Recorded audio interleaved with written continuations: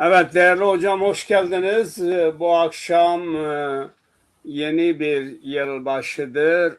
Serra Naveya Sima Mübarek bu. Bu akşamki... Hoş bulduk. Buyurun. Sen devam et, giriş yap. Bu akşamki yayınımızda 2026 sizce nasıl geçti? 25 nasıl geçti? 2026'da beklentilerimiz nelerdir? Evet.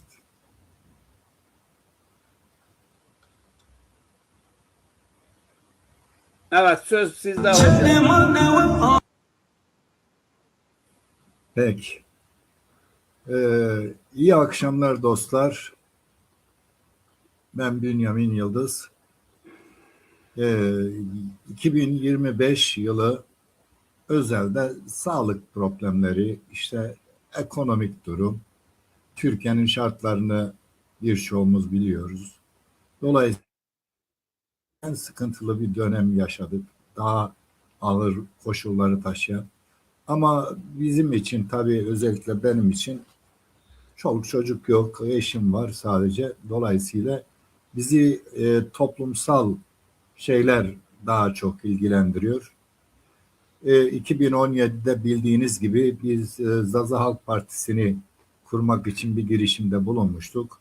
Kanun koyucu yol vermedi bize. Evet.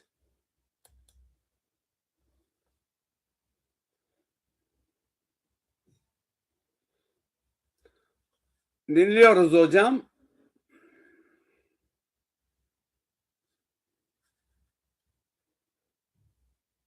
Hocamın sesi kesildi ya. Alo. Hocam çık yeniden girin yayına. Diğer arkadaşlar da gelecekler. Evet, link attığım arkadaşlar bu yayınımıza katılabilirler. 2025 Zazalar için nasıl geçti? 2026 Zazalar için ne ifade ediyor, ne yapılmalıdır? Bu konuyu biraz sohbet yapacağız.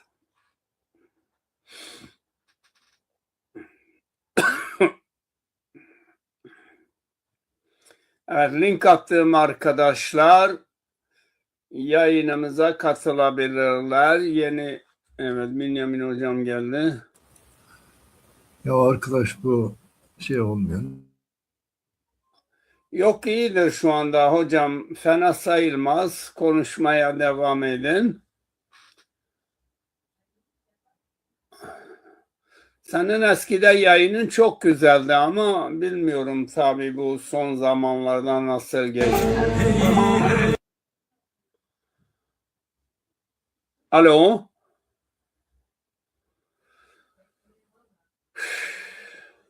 Alo. Evet, bizi izleyen arkadaşlar yayınımıza katılabilirler. 2026 Zazalar açısından nasıl geçti? 2025 durum nedir? 2026'da ne beklentimiz vardır Zaza halkı olarak? Evet, bu konuyu biraz sohbet yapacağız. Tabii bu konuya hakim olan, yayınımıza destek veren, yayınımızı savunan çok arkadaşlarımız da katılabilirler.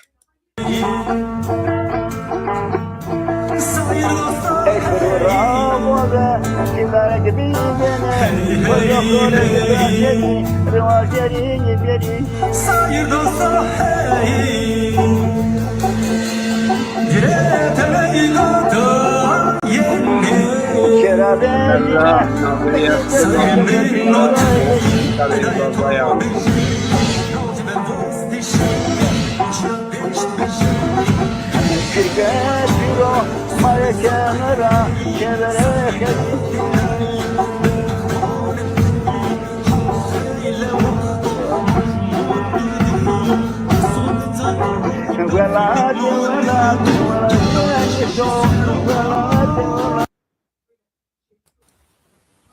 Evet hocam, kaldığınız Evet. yerde devam edin.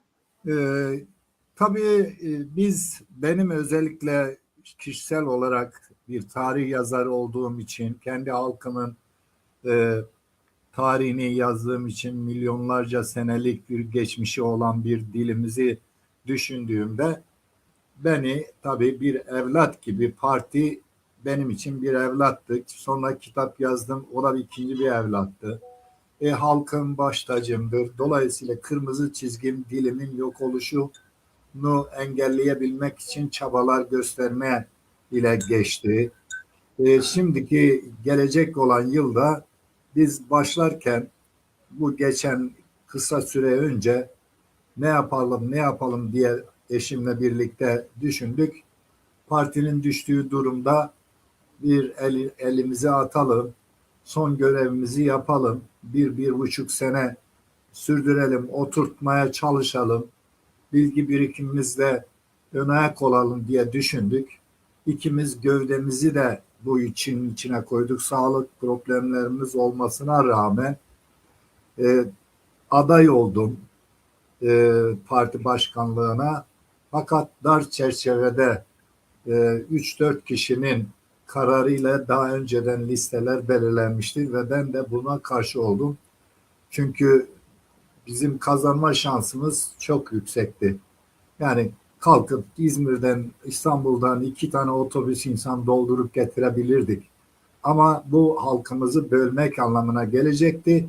Teklif sonuna kadar teklifinde bir listede teklifte bulunduk. Çünkü zaten avantajı karşı taraftaki listedeydi.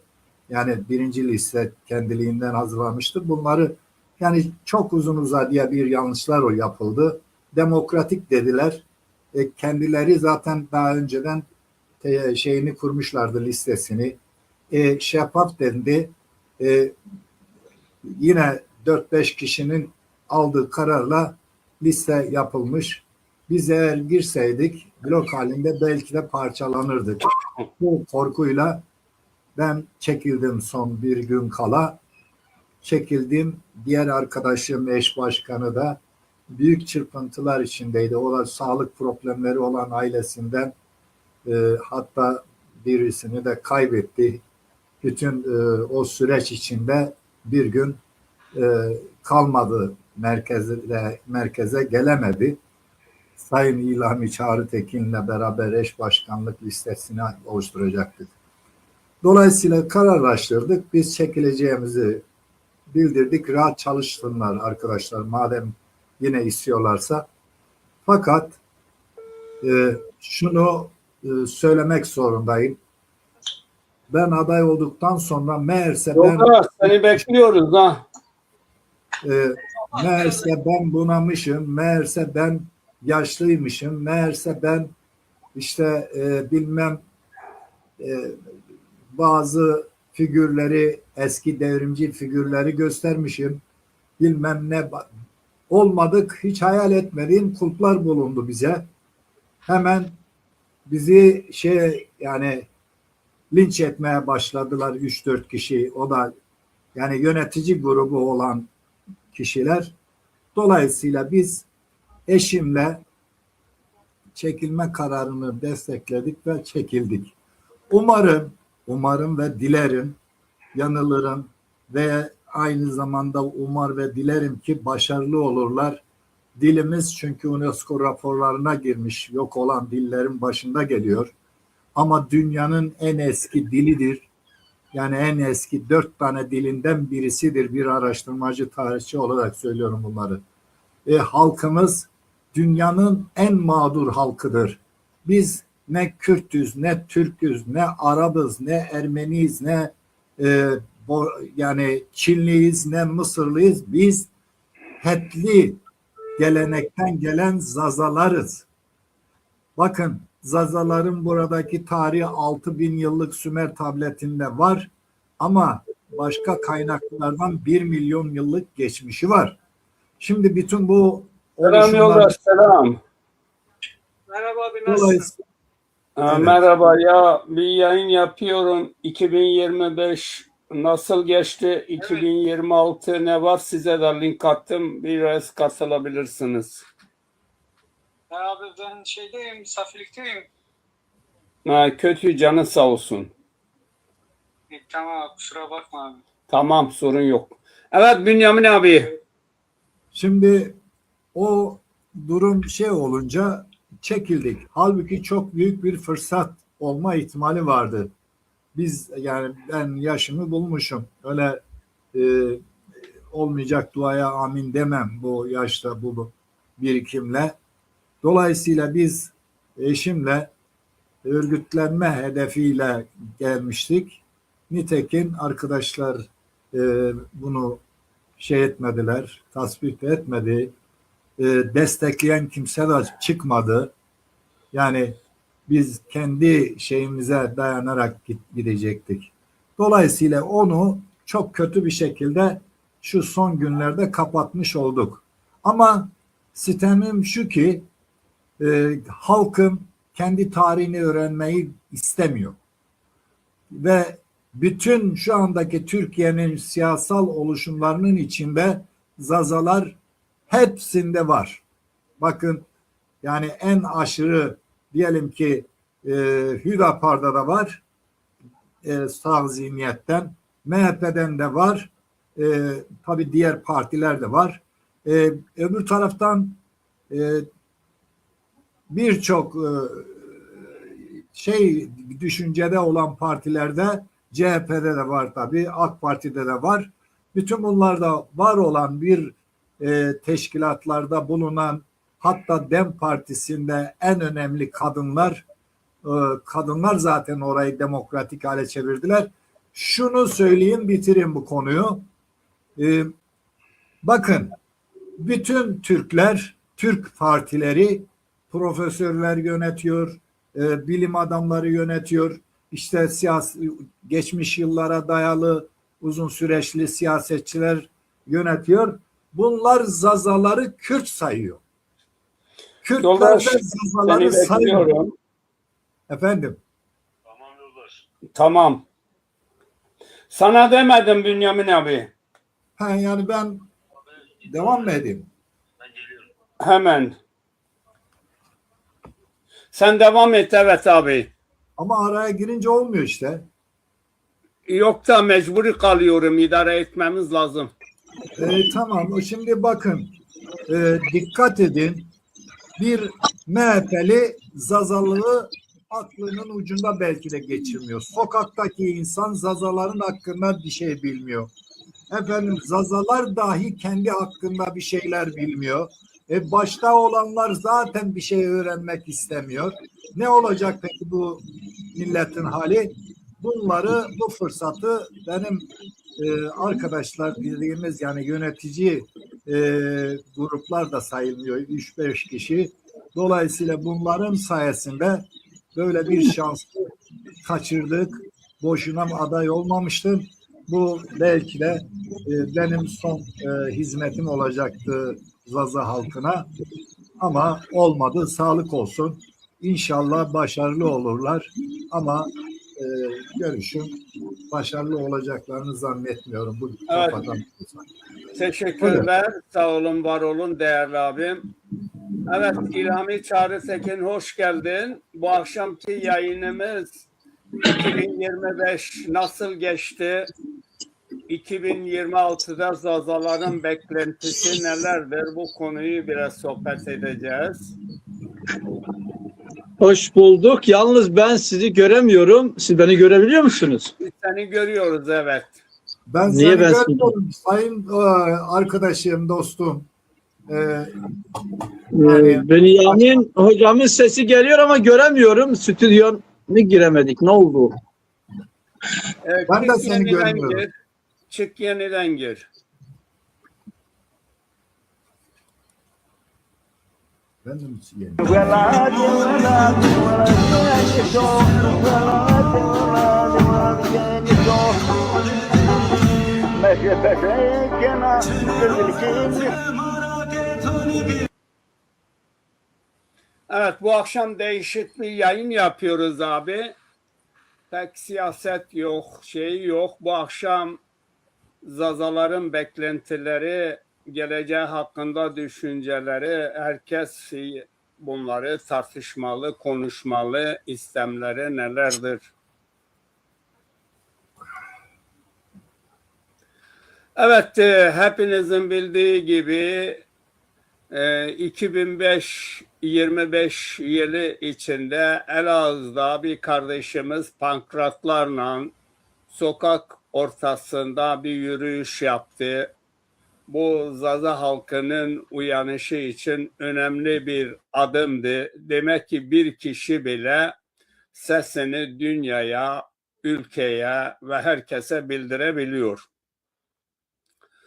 Bu güzel bir şeydi. Biz TV olarak yeni yılda dünyaya çağrımız Zazalar ve ülkesini tanıyın, halkımıza destek olun çağrısını yapıyoruz. Evet. Hoş geldin Çağrı Tekin. Hoş bulduk. Hepinize iyi akşamlar. Evet, söz Ben sizde. yine- Buyurun. Ben yine sizi göremiyorum. Sadece stüdyoyu gördüm. Neyse sıkıntı yok. Kim var? Bünyamin hocam var galiba. Şimdilik ben varım, Bünyamin var. Başka katılımcılar da yavaş yavaş olacak. Mahmut Kira Dünyamız şey farklı. görünmüyor. Ne resmim görünüyor ne İlhami arkadaşım Abi, resmi görünüyor. Bünyamin abi ben görüyorum sizi. Bu Senin demektir görüntü de yayın- canlı yok.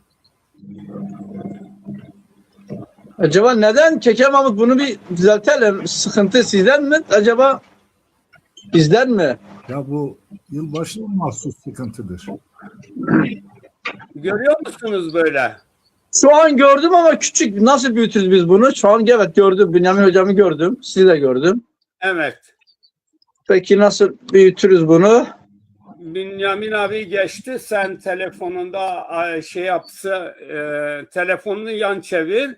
Bünyamin abi siz aynı ligden yeniden girin.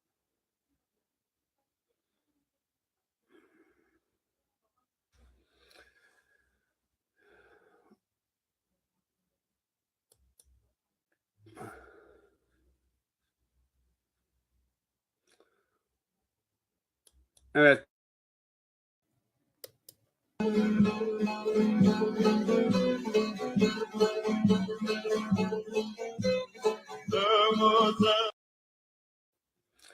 Evet Bünyamin abi hoş geldin tekrar. Evet, hoş bulduk. Evet.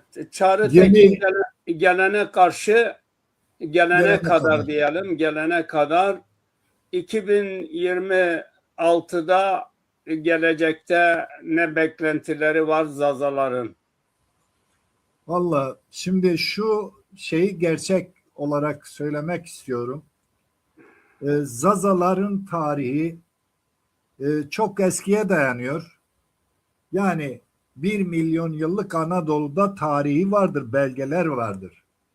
Bakın bizden sonra Kürtlerin tarihi, önce Arapların tarihi diyelim, onların belgeleri yok ama 10 bin yıl öncesine dayanıyor. Kürtlerin 3200 yıllıktır. Bakın 3200 yıllık bir geçmişi olan halkın içinde bizi gösteriyorlar. Oysa bizim tarihimiz 1 milyon yıllıktır. Şimdi Türklerin 1500 yıllıktır. Bakın bu kadar net söylüyorum. İşte buyurun meydan burada. Bu konuda tartışmak isteyenleri her platformda hazırım. Şimdi bunu niçin söylüyorum? Bakın sokakta şu anda benim oturduğum çevrede 20 binden fazla Zaza kökenli insan vardır. Ama bunların Evet. içinde 20 tane ben Zaza'yım diyen yok.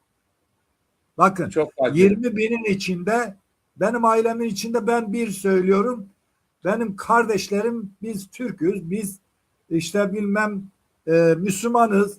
Müslüman özellikle tarihsel olarak siyasal kişiler bir Alevilikten bahsederler. Çünkü bizim zaten inanç biçimimiz de Alevilik olduğu için bizim Zaza etnik ismimizi kimse kullanmıyor. Özellikle bilenler bunu kullanmıyor. Mesela Abdullah Öcalan kullanmıyor. İşte Demliler kullanmıyor. Bu türevler kullanmıyor. Türkler haber yok dünyadan. Dolayısıyla bu çerçevede şunu tekrarlıyorum. Biz 1 milyon yıllık geçmişi olan Anadolu'da, sadece Anadolu'da, bakın dilimizin geçmişi daha eskiye dayanıyor. Ve bu Anadolu'dan net belgelerle bizim 1 milyon yıllık geçmişimiz var ve bütün bugünkü beyaz ırkın, yani bütün beyaz halkların ataları, kurtulan tek ataları, yani buzul çağında 70 bin ile 10 bin yıl arasında bir buzul çağı yaşandı. İç Anadolu bölgesinin güney yarısında mağaralara sığınanlar kurtuldu. İşte onlar, Sümerliler bunlara Zaza dedi. Şimdi bu minvalde bu kadar eski olan bir tarihimizi bizim başımızda olan kişiler bile bilmiyor. Bilmek istemiyor. İşine gelmek istemiyor. Çıkarları için gelmiyor. Yani okuma zaten özürlüsüyüz. Dolayısıyla Peki. biz bunlardan şunu söyleyebiliriz. Biz ne Kürtüz, ne Türküz, ne Arabız. Biz Zaza'yız. İlk adımız Hetlileriz. Evet. Çok teşekkürler. Bra Abdülkadir, siz de hoş geldiniz. Diyarbakır Zaza Dernek Başkanı, önemli emektarlarımızdan. Herkese selamlar, saygılar. Hoş geldin. Başkanım, hoş geldiniz. Hoş bulduk başkan. Nasılsın, iyi misin? Sağ olun. Siz nasılsınız? 21. yüzyılda. Teşekkür ederim. Var ol, sağ ol. Bünyamin hocam merhaba. Ellerinden öpmüşüm.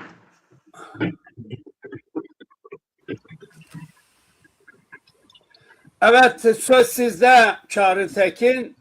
Şimdi 2025'te nasıl geçti? 2026'da beklentilerimiz nelerdir? Şimdi aslında bugün biraz sıkıntılı galiba, Facebook bilemiyorum. Amerika bırakmıyor Zazalar görüşsün ama sıkıntı yok. Biz bütün zorlukları aşarız. Yine de görüşürüz. Şimdi herkese 2025 yılının bu son saatlerinden iyi akşamlar diliyorum. İlhami Çağrı Tekin, eski Dezapar Genel Başkanı. 2025 yılı nasıl geçti? Çok güzel bir soru Sayın Keke Mahmut Çağdaş. Size de saygılarımı, hürmetlerimi bildiriyorum. Bünyamin hocama özellikle saygılar sunuyorum. Ekran başında bizi izleyen, sonra da izleyenlere de hürmetler, saygılar sunuyorum. Abdülkadir Başkanıma da hürmetler. Şimdi 2025 yılı nasıl geçti? 2025 yılı tabii ki dünyanın çok çeşitli yerlerinde çok enteresan şeyler oluyor ama bizim ülkemiz, coğrafyamız ve halkımız olan Zazalar ne durumdalar? Bizi ilgilendiren orası. 2025 yılı bana göre istediğimiz başarıyı elde edemedik. Hepimizin burada sorumluluğu var. Konjonktürel gereği, kanunlar gereği tekrar kongre yapmak zorunda kaldık. Demokrasi Zamanı Partisi'nin geçmişini hepiniz biliyorsunuz ama ben kısaca bir değineyim. 2025 yılı için bunları tekrar belirtirsek çok iyi olur diye düşünüyorum. 2025 yılı Zazalar için aslında tek tek sayarsak 12 parçaya, 12 gruba ayırıp tek tek tartışmamız gerekiyor. Ama ben kısaca iş yerinde olduğum için kısaca şöyle bir 3-4 başlığa değineyim.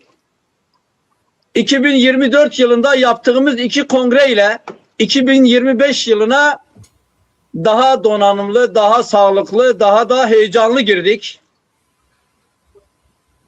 Ama tuttum şeyleri. Bazı işler nedeniyle 2000 yok çıkmadı. Bazı işler nedeniyle bazı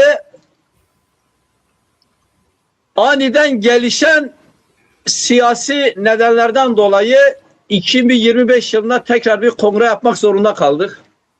Bunu da hepimiz takip ettik süreci. Zazalar için bayağı tartıştık.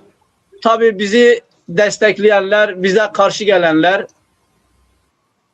bize engel olanlar, bizi destekleyenler de bize uzaktan karışmayıp da izleyenler de çoğunluktaydı. Biz bütün bunları düşünerek Zaza halkımızın, Zaza partimizin, Zaza entelektüellerinin de bütün her şeyini dikkate alarak bir ortak beraber birlik ve beraberlik içerisinde bir 2025 yılı 2026 yılını geçirmek istedik. Bunu da başardık. Tabii ki partimiz Kongreler Partisi'dir. 8 yıllık bir partimiz var. 6 tane kongre var. Yani neredeyse her bir yıla bir kongre düşüyor. Mecburuz bunu da yapmaya. Çünkü kongreler yaparak kendimizi tekrar yeniliyoruz. Bize engel olanları tekrar bir Evet Çağrı Tekin demokratik dinliyorum. tepki vermek istiyoruz ki biz bu kritik süreçleri geçelim. 2025 yılında böyle bir kongre ile tekrar karşılaştık. Sayın Bünyamin Yıldız hocamı ben bu partinin başında görmek istedim. Bazı arkadaşlarımızla beraber bir istişare yaptık. Sebebi de şuydu. Dedi ki çok tecrübeli, çok donanımlı bir tarihçimizdir. Bunu bizzatihi Ankara'da gidip partilerin genel merkezinde genel başkan yani eş başkanlık gücünü de kullanarak Zaza tarihini, Zaza kültürünü, Zaza aidiyetini inkarcı bütün partilerin direkt yüzüne söylemesini istedik. Onun için bir yarışa hazırladık kendimizi ama sonunda şunu gördük. Zazalar bölünmesin, parçalanmasın diye sağ olsun Bünyamin Hoca tolerans tanıdı. Dedi ki Zazalar bölünüyorsa girmeyelim. Ali Başkanımız ve ekibi bu işi 3 yıl daha üstlenerek demokratik bir kongre yaparak bunu inşallah daha güzel günlere götürecekler. Biz de bununla mutlu olacağız. Peki teşekkürler. Birazdan Sağ olun, yeniden saygılar. vereceğiz. Abdülkadir buraya hoş geldin. 2025 Zazalar açısından İlhanlı Başkan nasıl hoş geçti? 2026'da dernek başkanı olarak beklentileriniz nelerdir? Evet, herkese hayırlı akşamlar, hayırlı geceler diliyorum. Bizi izleyenlere, Bünyamin Hoca'ya, İlhami Başkan'a saygılar iletiyorum. 2025 yılı Zazalar açısından baktığımızda pek de böyle verimli bir yıl olarak geçtiğini söyleyemem. Hatta şöyle diyebilirim ki önceki yıllardan daha da geriye gittiğimizi düşünüyorum. Çünkü neden geriye gittik? Bunun göstergesi de şeydir yani Kürt siyaseti ve Türk siyasetinin Zazaları daha da yok hükmünde görmesi bunun bir göstergesidir. Önceki zamanlara baktığımızda Zaza biraz daha dillenirken şimdi tamamen artık yok hükmünde. Mesela Kürt siyasi belediyeler olsun, işte onların elindeki illerde görüyoruz ki şu anda artık tamamen lehçe olarak bizi gösterip hiç de şey yapmıyorlar, yani çekinmeden bunu yapıyorlar. Çünkü karşılarında herhangi bir güç görmüyorlar. Yani caydırıcı bir güç olmadığı için de bunu alenen tabelalara, afişlere, televizyonlarına falan her yerde alenen yapıyorlar ve Türk siyaseti de onların ekmeğine yağ sürüyor. Çünkü birlikte zaten bir bütün şeklinde gidiyorlar. Zaza siyaseti halen bana göre halen de yok yani maalesef. Keşke Zaza yani Dezapar kongreler yapıyor ama keşke istediğimiz şekilde olsa, şu anda o caydırıcılığı dahi gösterse şu anda biz mutlu olacaktık ama maalesef ki çok çok uzak, hala o caydırıcılıktan uzak bir durumda. Yani kimse çekinmiyor hala, yani böyle bir varlıktan çekinen bir güç siyasi argüman yok. Dolayısıyla yani bir kayıp yıl daha geçti. İnşallah 2026'da istediğimiz şeyler olur ve Zazalar açısından en azından bu biraz önce saydığımız şeyler tersine döner. Yani temennim budur. İnşallah böyle olur. 2026'nın böyle olmasını bekliyorum, diliyorum. Teşekkürler. Teşekkürler. Tekrar söz hakkı vereceğiz. Bünyamin abi, 2026'da beklentileriniz nelerdir? Aynı soruyu diğer arkadaşlarımıza da soracağız.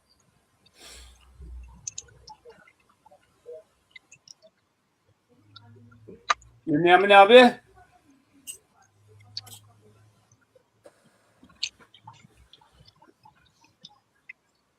Bünyamin abi dinliyor musun?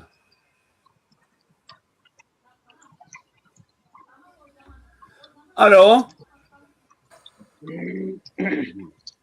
Evet, 26. Evet, dinliyorum. Buyurun, 2026'da 2026. tabii çok şeyler bekliyoruz. Öncelikle bizim halkımıza hayırlı, uğurlu, bereketli, yani bir yıl olmasını dileriz. Tabii Zaza dilimiz yok olmaması için bütün Zaza halkın insanlarına, tabii birçoğu bilmiyor ne yazık ki, öncülerimiz bunları tanıtmıyor. Evet, 26'da bütün sanatçılarımız Zazaca konuşan, kendisine Zaza Kürdü, bu çok çirkin bir şeydir, ayıptır üstelik. Kürt olmak kötü bir şey değil ama Kürt, hem Zaza hem Kürt demek çok çirkin olur. İşte Türkmen Türküyüm ben. Bu da çok çirkin. Türk olmak da kötü bir şey değil. Arap olmak da kötü bir şey değil. Siz bütün Zazaca konuşan, bu Kırmançki diye geçer, Kurtki diye geçer. Hatta Kürtçe bile Farsça ve Metçe bir de Zazaca'nın karışımından oluşan.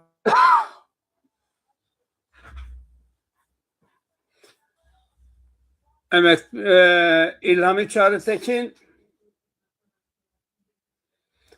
İlhami düşmüş. Bünyamin abi de düştü. Tekrar aynı linkten girebilirsiniz bura.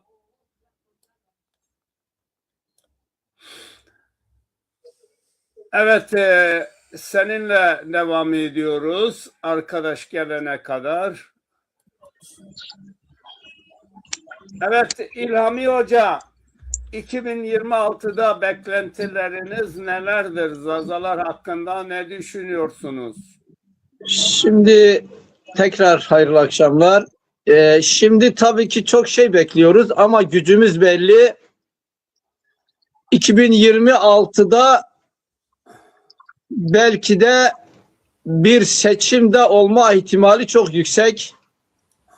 Bazı süreçlere bağlıdır bu ama bizim de ona göre hazırlıklı olmamız gerekiyor. Kendimize yakın bulduğumuz Zaza aidiyetini olduğu gibi kabul eden herhangi bir partiyle ortaklık kurarak Zaza halkının sesini, Zaza halkının kültürünü özellikle devletin sistemine ve tüm partilerin ana merkezine kabul ettirmemiz gerekiyor. Biz bunu yıllardır yapıyoruz, bir türlü başaramıyoruz. 2026 yılında bunu başarırsak güzel olur ama %50 bile umudum yok. Çünkü büyük hayalci olmamak gerekiyor. Gücümüz belli. 2026 tüm dünya için, ülkemiz için ve Zazalar için hayırlı olmasını diliyorum. Zazaların biraz daha örgütlü, biraz daha birlikte hareket etmelerini diliyorum ve özellikle de şunu söylüyorum bütün Zaza entelektüellerine, Zaza STK'larına ve tabii ki yoldaşlarım olan Zaza Partisi'nin kadrosuna. Çok daha fazla çalışmalıyız. Çok daha demokratik, çok daha ilkeli, çok da daha uğraşmalıyız ki biz bu işi kurtaralım. Onun için umudum büyüktür ama gücümüz de bellidir Keke Mahmut, Sayın Bünyamin Yıldız Hocam, Sayın Başkanım Abdülkadir Bey. Gücümüz belli. İnşallah hayırlısı neyse o olur. Umuda kelepçe vurulmaz. Saygılar sunuyorum. Bir müşteri geldi, bakayım ona. Peki, teşekkürler. Yüreğine sağlık. Var olun, sağ olun. Sayın Başkan Abdülkadir Bey, 2026'da beklentileriniz nelerdir? Bünyamin abi gelene kadar. Evet, beklentimiz işte şimdi İlhami Başkan Dezappar'dan sürekli bahsediyor. Ben de Dezappar'ın başarılı olmasını diliyorum öncelikle. Teşekkür ediyorum. Şimdi siyasette tek gücümüz başarılı o. olmasını gerçekten canı gönülden istiyorum. Yani bundan emin olun. Evet. Bu Eminim, konuda bundan şüphe eminim. yok. Eleştirilerim yerindedir. Baş gözüsün. Tabii eleştirilerin yerinde. Ben Evet. insan sevdiği şeyi eleştirir. Ben öyle düşünüyorum. Yani Evet. ben sevmesem hiç dikkate almam zaten. Teşekkür Ve ediyoruz. Gerçekler de bunlardır. Yani inşallah bir gün öyle şeyler olur ve överiz. Yani överek konuşuruz. Ben istiyorum yani öyle bir gün gelir inşallah. Burada farklı şeyler konuşuruz inşallah. O günleri bekliyoruz. İnşallah 2026 bunun yılı olur. Şimdi Yani bir şey söyleyebilir miyim? Bana bir söz hakkı tanı. Çok güzel bir konuya değdi. Abi, buyur Peki Mahmut. başkanım. Müsaade var mı bana? Var, buyurun. Şimdi 2016 ve 17 aklıma geldikçe Abdülkadir Başkanım, umudum daha da büyük oluyor. Bakın, Sayın Mahmut Çağdaş 2016 yılında ilk irtibat kurduğum Zaza, yani Hür Zaza siyasi hareketinin ilk insanıdır. Şöyle bir cümle kullanmıştı, hiç unutmam. Biz Zaza Partisi'ni kuruyoruz, var mısın siyasete demişti bana. Ondan önce ben Zaza Federasyonu kurucusuydum. Zaza siyaseti zaten benim alanım. Ben tereddütsüz kabul ettim ama kadroyu tanımadığım için dedim ki bana 2-3 ay müsaade edin, ben bunlarla bir tanışayım. Ve 3 ay tartıştık, herkesi tanıdım. Dükkanımı kapattım, gittim Ankara'ya. İnanın 33 kişide, yani 35-43 kişi olduk en sonunda. Bazı elemeler oluyordu. Hani eksik belgeler vardı. 43 kişiyle biz bu işe girdik. Şimdi Allah'a şükür 175 kişiyiz. 3 tane parti kuracak kadromuz var. Onun için umudum büyüktür. Mahmut Çağdaş'a burada teşekkür ediyorum. Bu hareketi başlatan bir kişi olarak. Akabinde 6 tane kongre yaptık. Gücümüz bu. Kimseyi kandırmıyoruz. Ama umudumuz büyük. Yavaş yavaş biz Zaza halkını, Zaza dilini, Zaza kültürünü bu devletin sistemine de tüm partilere de kabul ettireceğiz. Tabii ki burada İstanbul Zaza der, Bingöl Zaza der, sizin Zazana Derneği Diyarbakır'da, diğer Zaza dernekleri Mersin Zaza der, kurulmakta olan bir sürü derneğimiz de bizim için büyük moral. Onun için umudum büyüktür. Ben umuttan bahsederken heyecandan titriyorum. Çünkü o heyecan, o güç var. Ama bunları bir araya getirecek liderimizi daha bulamadık. Emin olun ki onu da bulacağız. Zaten küçük hareketler böyle başlar. Türkiye Cumhuriyeti de böyle kuruldu. CHP de böyle kuruldu. MHP de böyle kuruldu. AKP de ne bileyim ANAP'ta yani Dezapar'da diğer herkes gibi daha heyecanlıdır. Ama şöyle bir zorluğu var. Biz biraz geciktiğimiz için siyasette Zazaların yarısı Türkçe olmuş. Zazaların yarısı Türkçe olmuş. Zazaların yarısı Arapça olmuş. Bu Sayın Çağdaş'ın ve Sayın Ebubekir Pamukçu'nun başlattığı bu hareket 40 yıl sonunda Allah'ın izniyle bütün o Kürtleşmiş, Türkleşmiş, Araplaşmış Zazaları yavaş yavaş bir araya getiriyoruz. Mesela Abdülkadir Büyüksayar. Ben böyle izlerken bakıyorum tek başına Diyarbakır meydanında bir mücadele veriyor. Siverek'te bir mücadele veriyor. Bingöl'de bir mücadele veriyor. Bu hem bize umut veriyordu, diğer taraftan da çok az kişi oldukları için üzülüyorduk. Ama Allah'a şükür ki artık çoğalıyoruz ve meydanları da yavaş yavaş dolduracağız. Onun için umudum büyüktür, heyecanım büyüktür. Biz bunu başaracağız. Abdülkadir Başkanım, saygılar sunuyorum. Peki buyurun Abdülkadir, kaldığın yerden devam et. İnşallah. Tabii bu temenniler güzel. Aynı şekilde ben de katılıyorum. Ve diliyorum ki 2026'da bunlar gerçekleşir. Böyle başarıları burada konuşuruz. Bu 2026'nın sonunda. İnşallah o günlerde. Allah izin verirse inşallah o zaman da daha güzel şeyler konuşuruz ve yani aslında Türkiye'de yaşanan bu şeyleri yapmak kolay değil. Bu bir gerçek. Hele ki bu dönemde bu medyanın tek elleştiği bir dönemde bunu yapmak hakikaten zor bir zaman, yani bu dönem. O yüzden aslında işimiz biraz fazla zorlaştı yani. Özellikle bu AKP rejimiyle biliyorsunuz tek elden gidiyor her şey. Diğer şeylerin sesi kısılıyor. Dolayısıyla yani sosyal medya üzerinden bir şeyler yapıyoruz yani Zazalar olarak. Ve bunun zorlukları burada başlıyor. Yani Zazalar o yüzden aslında istenilen seviyeye gelemiyor. Ne yaparsak yapalım önümüzde böyle büyük bir Diyarbakır surları gibi bir set önümüze çıkıyor ve geçemiyoruz onu. Yani başarılar diliyorum özellikle Dezapar şu anda Rojat Çelik ve Ali Demirel. Ali Demirel. Onlar tabii şu anda uğraşıyorlar. Onlara başarılar diliyorum. Biliyorum ki İlhami Çağrı Tekin de onlarla birlikte tek yürektirler mutlaka. Başarılar diliyorum onlara da. İnşallah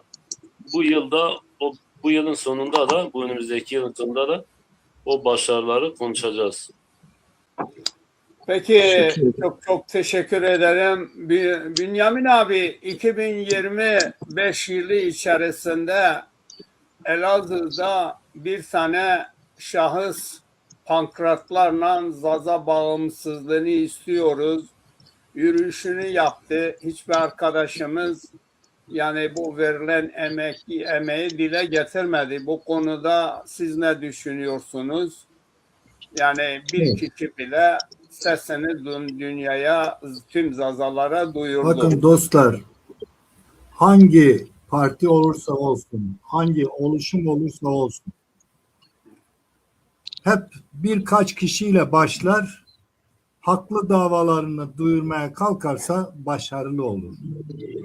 Mustafa Kemal 35 kişiyle bir devlet kurdu. 2 kişiyle devletin şeklini, cumhuriyeti ilan etti. Yani kısacası Anadolu halkı, özellikle Zaza Het halkı, bakın Demirtaş Zazadır, kendi alanında Kürt Partisi'nin liderliğini yaptı, yıllarca başarılı bir şekilde götürdü. Bahçeli yine Zazadır. Kemal Kılıçdaroğlu yine Zazadır. Tayyip Erdoğan Rum kökenli ama Zaza kökenli, toplam hepsi Zaza oluyor Anadolu halkı. Biz şunu yapamıyoruz. Biz bir kişi başa geçiyor, derneğin başına geçiyor, o derneğin içinde artık başkanlıktan inmiyor. Bir partiye giriyor, oradan ayrılmıyor. Bir kişiye biat ediyor, artık onun ayaklarından sanki yapışkan var, onu bırakmıyor. Bakın birçok partide Zazalar var, hem de önemli şahsiyetler. Bakın Kemal Bülbül bir dededir, Zazadır, Alevidir ama gidip Kürtler için mücadele veriyor. Hem de canhıras biçimde. Efendim buna benzer işte ben mesela bir 10 sene öncesine kadar CHP için oy topluyordum. Yani Abdülkadir belki kendi açısından bir o çevrede ya Kürt Partisi'ndeydi ya da bir Müslüman partiye oy veriyordu. Bakın bütün Zazaca konuşan, ana dili Zazaca olan ve kimisi Zazaca konuşmuyor, Kürtçe konuşuyor ama Alevidir. Alevi ve Zaza olanlardan ricam şudur. Bakın sizin geçmişiniz Anadolu'nun en eski halkısınız. Evet şu anda kim duyuyorsa inanmayacak bu sözlerime. Ya arkadaş belgelerle konuştuğum halde şimdi bu şartlar altında çıkarları var demektir. Şimdi bir 26'da beklentim şudur. Bütün Zazaca konuşan herkes sanatçı ise ricam şudur. Kendi diliniz yok oluyor. Kendi eğer Aleviyseniz inancınız yok oluyor. Kendi kültürünüz yok oluyor. Bu size biraz dokunuyorsa gelin örgütlenmeyi eğer olan örgütlenmeyi beğenmiyorsanız, başarılı kendinizi buluyorsanız el birliğiyle gelin biz toplanalım. Artık şu egoizmi bırakalım. Böyle birbirimize çelme atmayı bırakalım. Bir başka insana kul olmayalım. Bir başka görüşe, Anadolu'dan olmayan bir görüşe köle olmayalım. Lütfen bir bilim adamı olarak, bir araştırmacı, tarihçi olarak hepinizden rica ediyorum. Bir sürü sanatçımız var. Adam Kürtçe konuşuyor. Zazaca dediğini biliyorum. Adım gibi eminim. İşte Gülten Kışalak mesela Zaza kökenlidir. Dede kızıdır. İşte bilmem Dersimlidir. Ama Kürt için uğraşıyor. Zazaca yanımda konuşmayın diye paralanıyor. Şimdi bunları bırakalım. Bakın Kürt olmak kötü değil, Türk olmak kötü değil, başka bir aborjin olmak kötü değil. Ama herkes kapısının önünü temizlerse Anadolu halkı barışı gerçekten istiyorsanız şunu kesinlikle söylüyorum. Barışı istiyorsanız. Bakın Zaza tarihi 1 milyon yıllık diye ben söylüyorum, bir tanesi çürütmedi ama bir tanesi de kabul etmedi. Bir tanesi de konuşmuyor ya. Demiyor ki hocam nereden çıkardı bunu? Belge sunuyorum, kaynak sunuyorum. Şimdi 1 milyon yıllık geçmişi olan bir halk bir sürü imparatorluk kurmuş. Bakın Hitit devleti, Sümerliler 35 şehir devletiydi ve Anadolu'da bugünkü Türkiye'nin en eski halkı olan Hetler, 17 şehir devleti vardı. En son artık Hurrileri diyelim, ondan sonra Aluvileri diyelim, ondan sonra bu nedir? Sasanileri diyelim, o küçük devletleri saymıyorum. Bunun yanında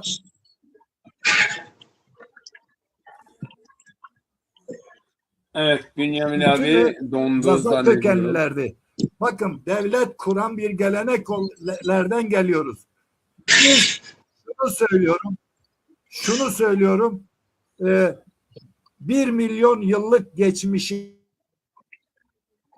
95 bin yıl barış içinde yaşadı Anadolu halkı. Sınırlarını Pencap'tan ta Tuna'ya kadar, Kafkasya'dan Kudüs'e kadar, Basra'ya kadar hiç kimsenin kanını dökmeden ilk tarihsel olarak yayıldı ve katliamlara uğradı. Bu bizim onurumuzu kırması lazım. Biz şimdi demiyoruz ki her şey bizim emrimizde olsun. Hayır, tam demokrasi istiyorsak, hani politikacılar derler ya, yapacaklarımın teminatıdır. Diyorum ki 995 bin yıl boyunca Het halkı barış içinde yaşadı ve sonuçta bugün bütün bu insanlarla biz artık alışverişimiz kardeş olduk.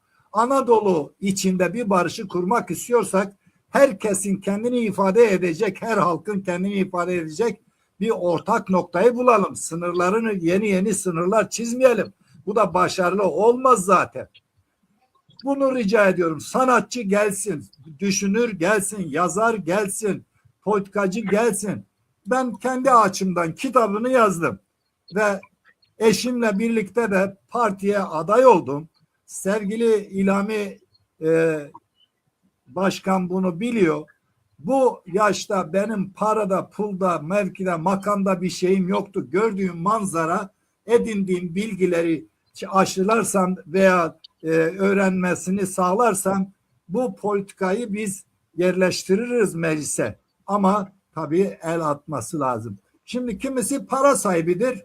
Bu falan kişiyi beğeniyor. İşte o çalışsın, çalışıyor zaten diyor.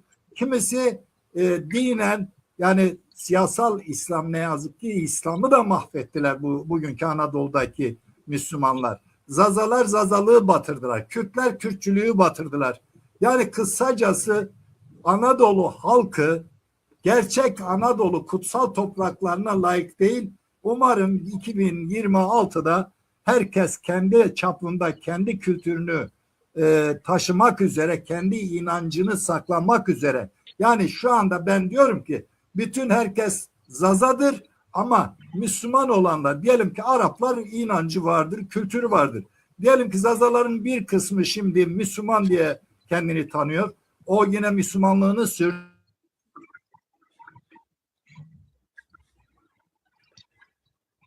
Ses kesildi zannediyorum. Bünyamin abi çık, yeniden gir bırak.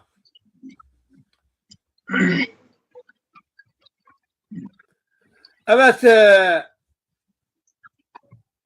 Sayın Abdülkadir, Elazığ'da bir yürüyüş oldu. Bu konuya biraz açıklık getirir misin? Evet, gerçekten o gurur duydum o arkadaşla. Biz seninle hatta araştırdık işte kimdir diye. Vallahi bulamadık yani. Arkadaşla bir türlü iletişime geçemedik. Yani şahsen ben gurur duydum. Çok güzel. Keşke Zazalar böyle topyekün, böyle en azından bizim gibi uğraşanlar bir araya gelip böyle bir yürüyüş yapabilsek. Ben her zaman böyle bir şey arzulamışımdır. Bize aslında yol gösteriyor yani bu fotoğraf. Resmen bize yol gösteriyor. İnşallah böyle bir yürüyüş yaparız. Bu arada ben Bünyamin Yıldız Hoca'nın bir lafı vardı. Ben ona cevap olarak bir şey ekleyeyim. Ben hiç ne Kürt yani daha evvelinde ne Kürt siyasetinde ne Türk siyasetinde kesinlikle bir bağım olmamıştır. Onu burada söylemek istiyorum. Peki çok teşekkürler. Bünyamin abi bunu Son duymuştu. sözlerimi söylüyorum. Evet. Yani kopya, özür diliyorum. Arkadaşlar, dostlar, bakın, bir halk yok edilirse hiç kimseye beğenmez. Şu anda Gazze'de insanlar katlediliyor. Şimdi doğru mu diyelim yani? Bu çok büyük bir yanlıştır. İnsanlar, bakın, artık medeniyet öyle ilerledi ki o medeniyette dün bir devlet yaşıyordu. Şimdi o devletin topraklarında 10 çeşit insan yaşayabilir. Şimdi benim son söyleyeceğim sözler şunlardır. 2026 Sare Maza Zauri Herbo Veşiyede Haştiyede Beratiyede Rındiyede Dervazbo Sıma Teru Milletema Sarema bu mane Veşiyede. İyi akşamlar. Bünyamin abi sana şeyin bir cevabı var. Abdülkadir diyor İnternetim ki çekmediği için Abdülkadir ayrılmak zorundayım. Hoşça kalın dostlar. Bünyamin Selamlar abi sunuyorum. Bünyamin abi duyuyorsun.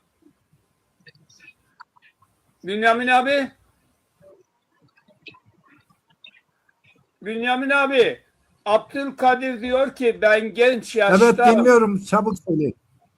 diyor ki ben genç Evet, yaşta şu anda bu duyuyorum. Zaza meselesini, dergisini çıkarttım ama daha önce diyor hiçbir Türk Evet, ya da duyuyorum. Kürt partisinden yer alamadım diyor. Onu da senin bilmeni istiyor. Peki Sayın Çağrı Tekin, sen fotoğrafını düzelt. Fotoğrafın yan görünüyor. Biraz da sana söz. Şimdi oldu.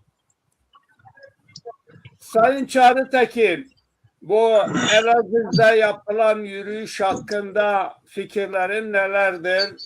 Yani büyük bir emek, büyük bir cesaretle bu arkadaş bir yürüyüş eyledi Zazaların bağımsızlığı için. Tabii teşekkür ediyorum. Şimdi 2025 yılında aslında birçok eylem gerçekleştirildi.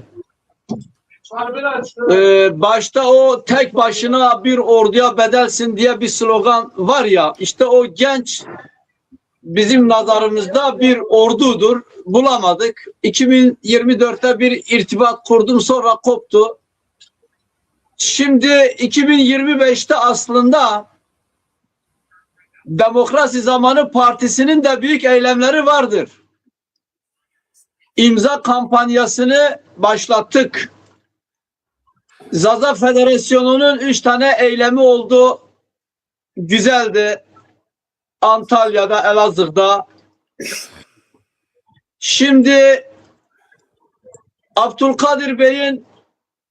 Abdülkadir Başkan'ın Siverek'teki, Bingöl'deki ve Diyarbakır'daki eylemleri vardı. Yine birkaç Zaza Derneği'nin kişisel bazı eylemleri vardı. Bunlar halk arasında da görüldü, duyuldu. Bazı yerel gazeteler de yazdı bunu. Onur duyduk, gurur duyduk. Ama TikTok'ta, Instagram'da, Facebook'ta büyük bir mücadele var. Tabii bunlar sanal alemde oldukları için sanal alemi takip edenler biliyor. Ama meydanlara inip işte Ankara, Elazığ, Dersim, Karakoçan, Diyarbakır, İstanbul'daki bu imza kampanyamız da aslında birer eylemdir. Şimdi şöyle bir gönlümde Ankara'dan Kayseri, Malatya, Elazığ, Bingöl üzerinden Diyarbakır'a ulaşmak için aslında bir yürüyüş tertiplenebilirdi. Ama bazı imkansızlıklar yüzünden başarılmadı. İnşallah bir gün o eylem de gerçekleşir. Demokratik bir eylemdir. Güzel bir ses de getirir inancındayım. Şöyle bir eleştirim de var tabii ki. Biz sosyal, siyasal ve kültürel olarak bir şeyler yapmak istediğimizde ekonomi buna engeldir. İnşallah onu da bizim Zaza iş insanlarımız biraz daha uyanırlar. Sayın Ramazan Yıldız gibi, Sayın Abdullah Güven gibi, diğerleri müsaadeleri olmadığı için isimlerini saymayayım. Böyle biraz destek sunan insanlarımız inşallah çoğalırlar. Biz de diğer Türkler gibi, diğer Kürtler gibi bazı sivil itaatsizlikler yapabilelim. Demokratik eylemler yapabilelim. Ama biz daha kiralarımızı ödemekten, partimizin diğer giderlerini gidermekten zorlanırken böyle eylemler de aklımıza geçmiyor değil. Şimdi mesela bir şeye daha değineyim. Örneğin 2025'te Mersin Zaza Derneği'nin de birkaç eylemini gördüm. Gazete basıp dağıtmaları, birkaç kere meclise gelip bazı milletvekilleriyle Zaza meselesi üzerinden tartışmaları ve fotoğraf vermeleri takdire şayandır tabii ki. Bu işler de böyledir. Kolay kolay olmuyor. Bünyamin hocamın dediği gibi Atatürk 35 kişiyle bir ülke kurdu. Abdullah Öcalan 5 kişiyle bir örgüt kurdu. Bugün masaya oturtacak kadar güçlendiler. AKP 25 yıldır ülkeyi yönetiyor. 33 kişiyle bu işe girişti. Umutsuz değiliz. Zazaların sayısı milyonları geçmiş. Ama örgütlü çalışan Zazaların sayısı binleri bulduğu zaman biz de bütün bu demokratik eylemleri daha da güzel yaparız. Ama 2026'da beklentilerim tabii ki büyük olmasına rağmen biraz da Zaza iş insanlarına da büyük iş düşüyor. Partimizin kadrosu canla başla çalışacağına adım gibi eminim. Neyi başarırlar, neyi başarmazlar zaman onu gösterir. İnşallah güzel bir şeyler yaparlar. Bizim de elimizden ne gelirse maddi manevi olarak yanlarına olacağız. Başarılmadığı zaman biz kongrelerden korkmuyoruz artık. Partimiz kongreler partisidir. Bir şey başarısızsa koltuğa yapışan bizde olmayacak. Ben ve arkadaşlarım, Abdülkadir Başkan ve yönetimi, Mersin Zazader ve yönetimi, Bingöl Zazader ve yönetimi, federasyon ve yönetimi kongrelerden korkmamalı. İstanbul Zazader zaten çok demokratik bir şekilde işlemlerini yürütüyor. Eksiksiz kadrosuyla yürütüyor bazı şeyleri. Tabii büyük ses getirecek eylemler yapmazlarsa da bana göre en güzel çalışan İstanbul Zazader'dir gördüğüm kadarıyla. Ben bütün derneklerle biraz içli dışlıyım. Biliyorsunuz hem partide görevim var hem de 2 tane derneğe üyeyim. İstanbul Zazader'e ve Bingöl Zazader'e. Onun için Zaza entelektüelleri arasında tartışılan bütün konulara da bu konuda biraz daha hakimim. Hepinize bu konuda teşekkür ediyorum. Büyük emek harcıyorsun. Mesela Abdülkadir Bey burada olduğu için söyleyeyim. Tek başına eylem yaparken bile takdire şayan davranışlar sergiliyor. Sebebi de budur. Demiyor burada dayak yiyeceğim, burada tutuklanacağım, işte burada beni tehdit edenler var. Demokratik hakkını sonuna kadar kullanıyor. Ama buna Zaza iş insanlarına sahip çıkması gerekiyor. Örneğin partimiz de aynı eylemleri bu sene yaptı. Yani 5-6 tane büyük imza kampanyasını yaparak bunun bir tatbikatını yaptık aslında. Birinci tatbikatlarımız başarılı geçti. İnşallah ikinci ve üçüncü olanlar daha büyük olacak. Ama Diyarbakır üzerinde Bu ayın 11'inde Gagan etkinliğimiz var. Büyük gücümüzü şimdi oraya aktarmışız. Diyarbakır'daki halkımıza da buradan sesleniyorum. Lütfen o Gagan'a, o geceki etkinliğe de sahip çıksınlar. Ali Başkanımız, Rojat Başkanımız ve tüm yönetim var gücüyle çalışıyor. Bir şey daha belirteyim. Elazığ'daki bu genç arkadaşımız tek başına bir eylem yaptı. İnanın o eylemi dünya medyasına yakında çıkacak. Onun için hiçbir şey boşuna gitmez. Başarılar diliyorum. 2026 tekrar halkımıza, milletimize hayırlı uğurlu olsun. Saygılar sunuyorum. Çok çok teşekkürler. Sağ olun, var olun. Evet, Bünyamin abi tekrar geldi. Bünyamin abi hoş geldin. Evet, kaldığın yerden devam edebilirsin Bünyamin abi. Varsa son olarak programın sonuna gelmiş bulunuyoruz. Dilek ve temennileriniz 2026, bir de bu Elazığ'daki yürüyüş için fikirleriniz nelerdir? Bu sefer onların gitmiş olmak öyle duruyor.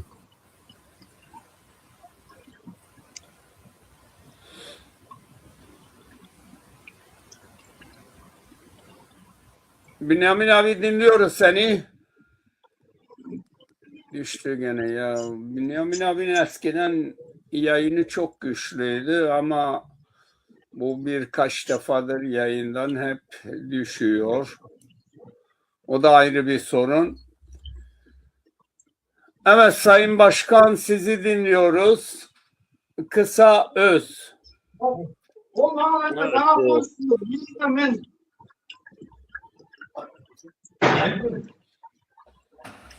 Evet, Zaza halkımızın uyanışına vesile olması dileğiyle 2026 yılının hayırlara vesile olmasını diliyorum öncelikle. Tabii sadece Zazalar değil, bütün insanlığa inşallah barış getirsin. İnşallah mazlum halklar, inşallah savaşlar bitsin. Öyle diyelim.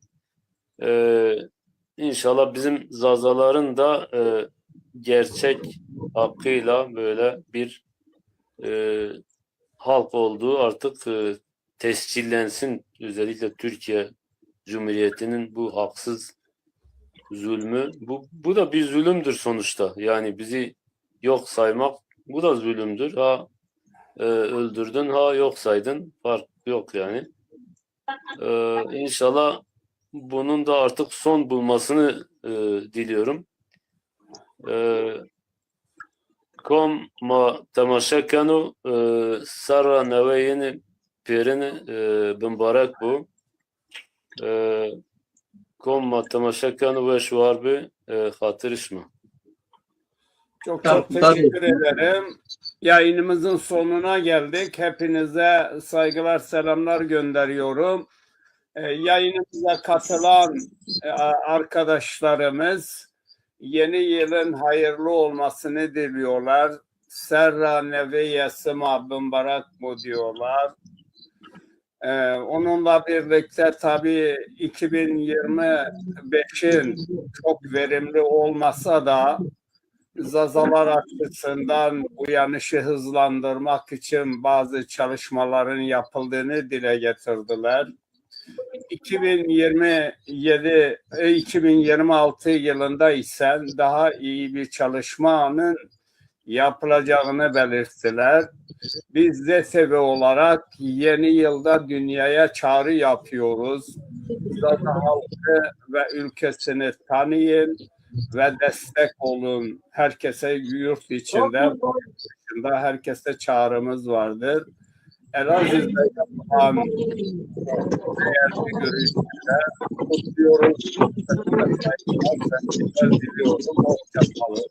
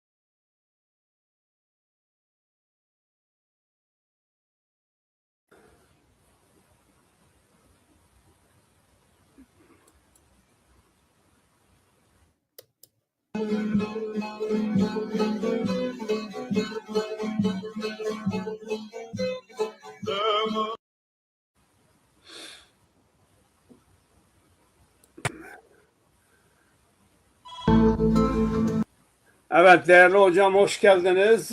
Bu akşam yeni bir yılbaşıdır. Serra Naveya Sıma Mübarek bu. Bu akşamki Hoş bulduk. buyurun. Ha, Bu sen akşam devam et. Giriş yap. bu akşamki yayınımızda 2026 sizce nasıl geçti? 25 nasıl geçti? 2026'da beklentilerimiz nelerdir?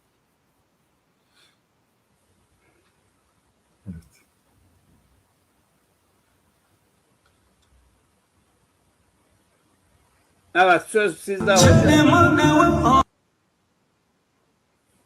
Peki. İyi akşamlar dostlar. Ben Bünyamin Yıldız. 2025 yılı özelde sağlık problemleri, işte ekonomik durum, Türkiye'nin şartlarını birçoğumuz biliyoruz. Dolayısıyla en sıkıntılı bir dönem yaşadık. Daha ağır koşulları taşıyan. Ama bizim için tabii özellikle benim için çoluk çocuk yok, eşim var sadece. Dolayısıyla bizi toplumsal şeyler daha çok ilgilendiriyor. 2017'de bildiğiniz gibi biz Zaza Halk Partisi'ni kurmak için bir girişimde bulunmuştuk. Kanun koyucu yol vermedi bize. Evet.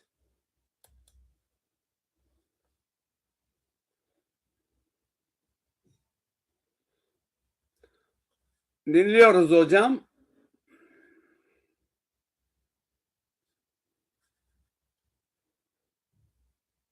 Hocamın sesi kesildi ya. Alo. Hocam çık yeniden girin yayına. Diğer arkadaşlar da gelecekler. Evet, link attığım arkadaşlar bu yayınımıza katılabilirler. 2025 Zazalar için nasıl geçti? 2026 Zazalar için ne ifade ediyor, ne yapılmalıdır? Bu konuyu biraz sohbet yapacağız.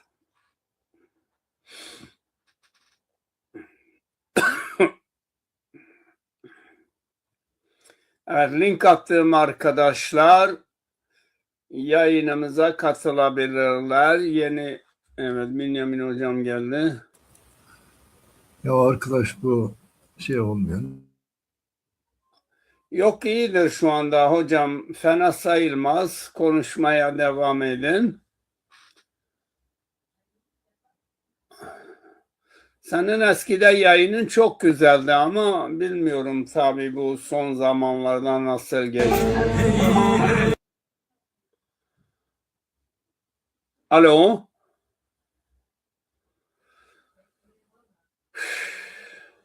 Alo. Evet, bizi izleyen arkadaşlar yayınımıza katılabilirler. 2026 Zazalar açısından nasıl geçti? 2025 durum nedir? 2026'da ne beklentimiz vardır Zaza halkı olarak?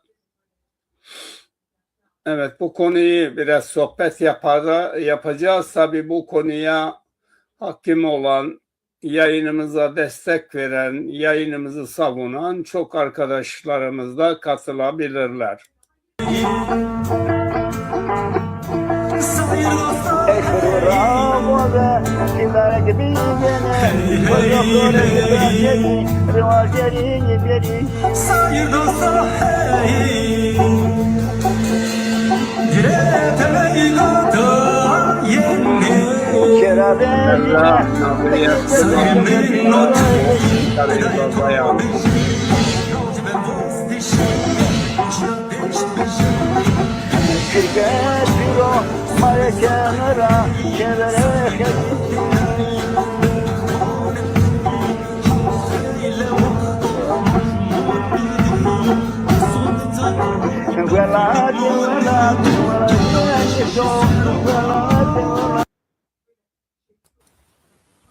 Evet hocam, kaldığınız Evet. yerde devam edin. Tabii benim özellikle kişisel olarak bir tarih yazarı olduğum için, kendi halkımın tarihini yazdığım için, milyonlarca senelik bir geçmişi olan bir dilimizi düşündüğümde beni tabii bir evlat gibi, parti benim için bir evlattı. Sonra kitap yazdım, o da ikinci bir evlattı. Halkın baş tacımdır. Dolayısıyla kırmızı çizgim dilimin yok oluşunu engelleyebilmek için çabalar göstermeye ile geçti. Şimdiki gelecek olan yılda biz başlarken bu geçen kısa süre önce ne yapalım diye eşimle birlikte düşündük. Partinin düştüğü durumda elimizi atalım, son görevimizi yapalım, bir buçuk sene sürdürelim, oturtmaya çalışalım, bilgi birikimimizle ön ayak olalım diye düşündük. İkimiz gövdemizi de bu için içine koyduk. Sağlık problemlerimiz olmasına rağmen aday oldum parti başkanlığına. Fakat dar çerçevede 3-4 kişinin kararıyla daha önceden listeler belirlenmişti ve ben de buna karşı oldum. Çünkü bizim kazanma şansımız çok yüksekti.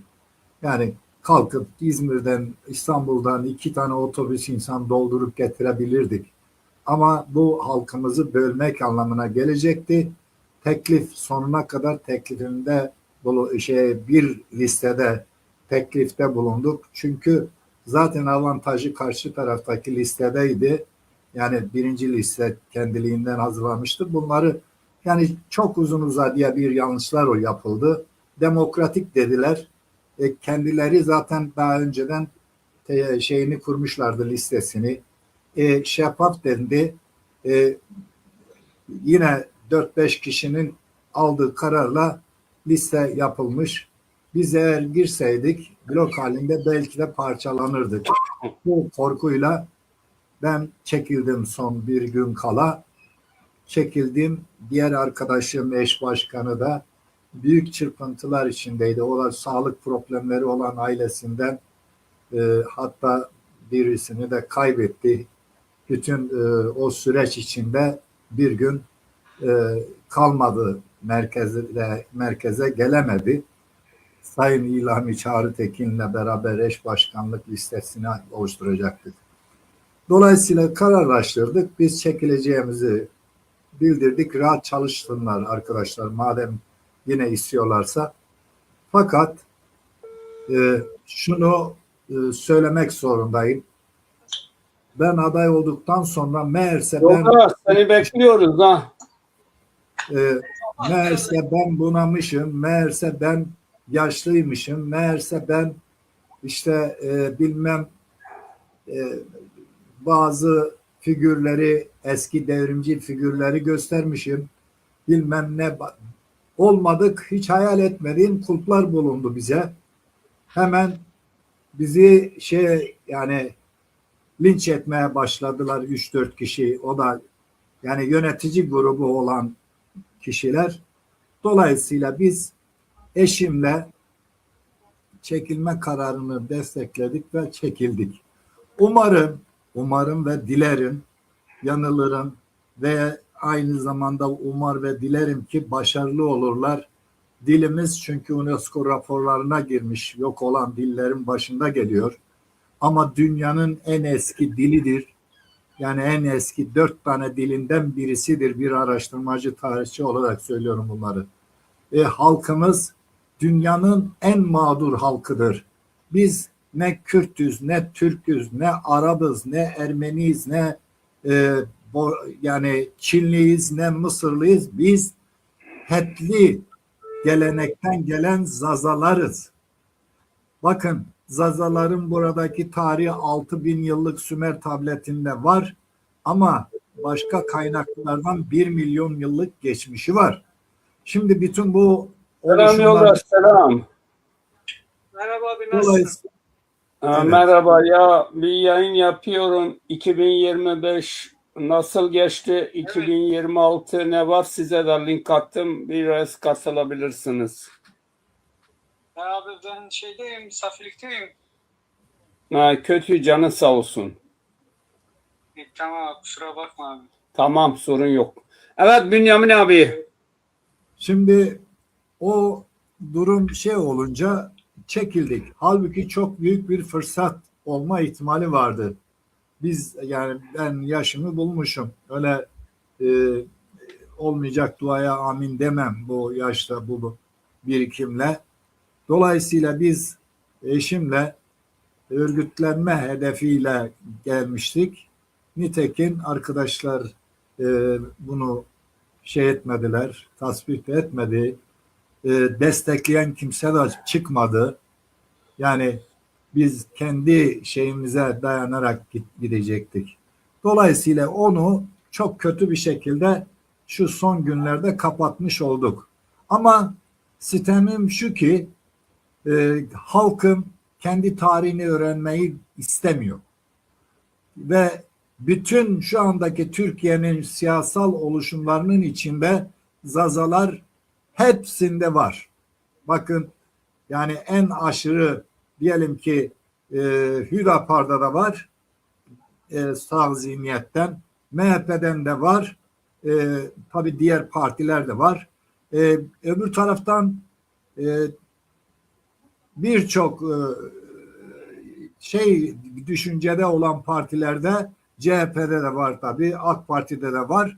Bütün bunlarda var olan bir teşkilatlarda bulunan, hatta DEM Partisi'nde en önemli kadınlar zaten orayı demokratik hale çevirdiler.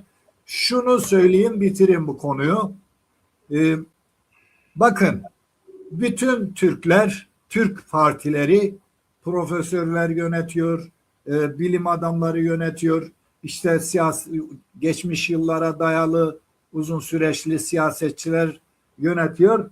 Bunlar Zazaları Kürt sayıyor. Kürtler de Zazaları Seni sayıyor. bekliyorum. Efendim? Tamam yoldaş. Tamam. Sana demedim Bünyamin abi. Yani ben devam mı edeyim? Ben geliyorum. Hemen. Sen devam et, evet abi. Ama araya girince olmuyor işte. Yok da mecburi kalıyorum. İdare etmemiz lazım. Tamam. Şimdi bakın, dikkat edin. Bir MHP'li Zazalığı aklının ucunda belki de geçirmiyor. Sokaktaki insan Zazaların hakkında bir şey bilmiyor. Efendim, Zazalar dahi kendi hakkında bir şeyler bilmiyor. Başta olanlar zaten bir şey öğrenmek istemiyor. Ne olacak peki bu milletin hali? Bu fırsatı benim arkadaşlar dediğimiz, yani yönetici gruplar da sayılmıyor, 3-5 kişi. Dolayısıyla bunların sayesinde böyle bir şansı kaçırdık. Boşuna aday olmamıştım.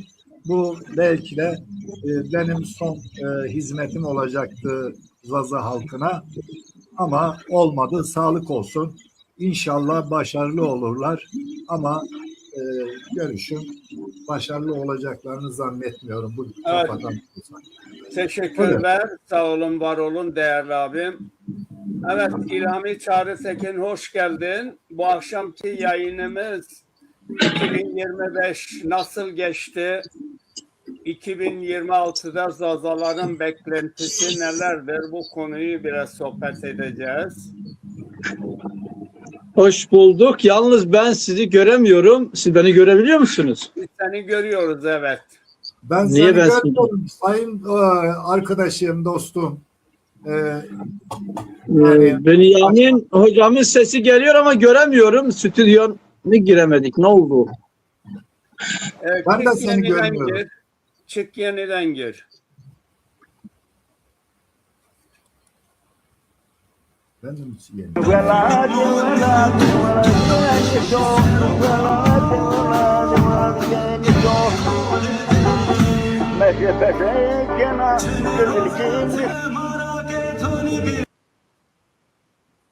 Evet, bu akşam değişik bir yayın yapıyoruz abi. Pek siyaset yok, şey yok. Bu akşam Zazaların beklentileri, geleceği hakkında düşünceleri, herkes bunları tartışmalı, konuşmalı, istemleri nelerdir? Evet, hepinizin bildiği gibi 2025 yılı içinde Elazığ'da bir kardeşimiz pankratlarla sokak ortasında bir yürüyüş yaptı. Bu Zaza halkının uyanışı için önemli bir adımdı. Demek ki bir kişi bile sesini dünyaya, ülkeye ve herkese bildirebiliyor. Bu güzel bir şeydi. Biz TV olarak yeni yılda dünyaya çağrımız Zazalar ve ülkesini tanıyın, halkınıza destek olun çağrısını yapıyoruz. Evet. Hoş geldin Çağrı Tekin. Hoş bulduk. Hepinize iyi akşamlar. Evet, söz Ben sizde. yine- Buyurun. Ben yine sizi göremiyorum. Sadece stüdyoyu gördüm. Neyse sıkıntı yok. Kim var? Bünyamin hocam var galiba. Şimdilik ben varım, Bünyamin var. Başka katılımcılar da yavaş yavaş olacak. Mahmut Dünyanın Bira şey farklı. görünmüyor. Ne resmim görünüyor ne İlhami arkadaşım Abi, resmi görünüyor. Bünyamin abi ben görüyorum sizi. Bu demektir Senin görüntü de yayın- canlı yok.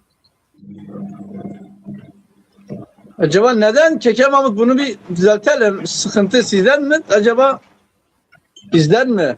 Ya bu yılbaşına mahsus sıkıntıdır. Görüyor musunuz böyle? Şu an gördüm ama küçük. Nasıl büyütürüz biz bunu? Şu an evet gördüm. Bünyamin hocamı gördüm. Sizi de gördüm. Evet. Peki nasıl büyütürüz bunu? Bünyamin abi geçti. Sen telefonunda şey yapsa telefonunu yan çevir. Bünyamin abi siz aynı ligden yeniden girin.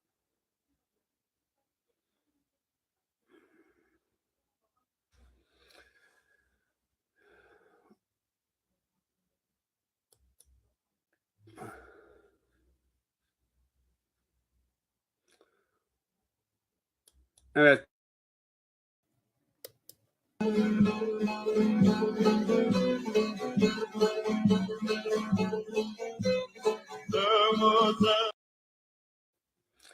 Evet Bünyamin abi hoş geldin tekrar. Evet, hoş bulduk. Evet. Çağrı Yeni- Tekin gelene karşı gelene kadar kadar. diyelim. Gelene kadar 2026'da gelecekte ne beklentileri var Zazaların? Valla şimdi şu şeyi gerçek olarak söylemek istiyorum. Zazaların tarihi çok eskiye dayanıyor. Yani 1 milyon yıllık Anadolu'da tarihi vardır, belgeler vardır. Bakın bizden sonra Kürtlerin tarihi, önce Arapların tarihi diyelim, onların belgeleri yok ama 10 bin yıl öncesine dayanıyor. Kürtlerin 3200 yıllıktır. Bakın 3200 yıllık bir geçmişi olan halkın içinde bizi gösteriyorlar. Oysa bizim tarihimiz 1 milyon yıllıktır. Şimdi Türklerin 1500 yıllıktır. Bakın bu kadar net söylüyorum. İşte buyurun meydan burada. Bu konuda tartışmak isteyenleri her platformda hazırım. Şimdi bunu niçin söylüyorum? Bakın sokakta şu anda benim oturduğum çevrede 20 binden fazla Zazalı kökenli insan vardır. Ama bunların Evet. içinde 20 tane ben Zazayım diyen yok.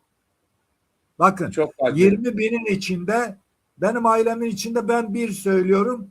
Benim kardeşlerim biz Türk'üz. Biz işte bilmem Müslümanız. Müslüman özellikle tarihsel olarak siyasal kişiler bir Alevilikten bahsederler. Çünkü bizim zaten inanç biçimimiz de Alevilik olduğu için bizim Zaza etnik ismimizi kimse kullanmıyor. Özellikle bilenler bunu kullanmıyor. Mesela Abdullah Öcalan kullanmıyor.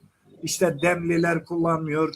Bu türevler kullanmıyor. Türkler haber yok dünyadan. Dolayısıyla bu çerçevede şunu tekrarlıyorum. Biz 1 milyon yıllık geçmişi olan Anadolu'da, sadece Anadolu'da, bakın dilimizin geçmişi daha eskiye dayanıyor. Ve bu Anadolu'dan net belgelerle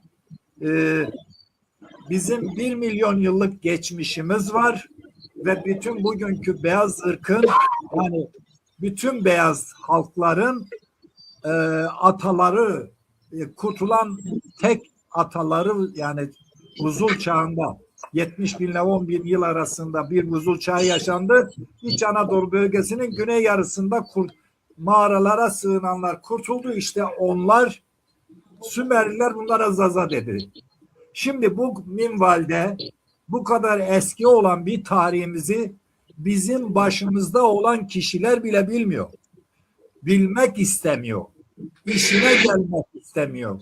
Çıkarları için gelmiyor. Yani okuma zaten özürlüsüyüz. Dolayısıyla Peki. biz bunlardan şunu söyleyebiliriz. Biz ne Kürtüz, ne Türküz, ne Arabız. Biz Zaza'yız. İlk adımız Hetlileriz. Evet. Çok teşekkürler. Bra Abdülkadir, siz de hoş geldiniz. Diyarbakır Zaza Abdülkadir, Dernek hoş Başkanı, geldin. önemli Hoş bulduk. emektarlarımızdan. Herkese selamlar, saygılar. Hoş geldin. Başkanım hoş geldiniz. Hoş bulduk başkan. Nasılsın, iyi misin? Sağ olun. Siz nasılsınız? 21. yüzyılda. Teşekkür ederim. Var ol, sağ ol. Bünyamin hocam merhaba. Ellerinden öpmüşüm.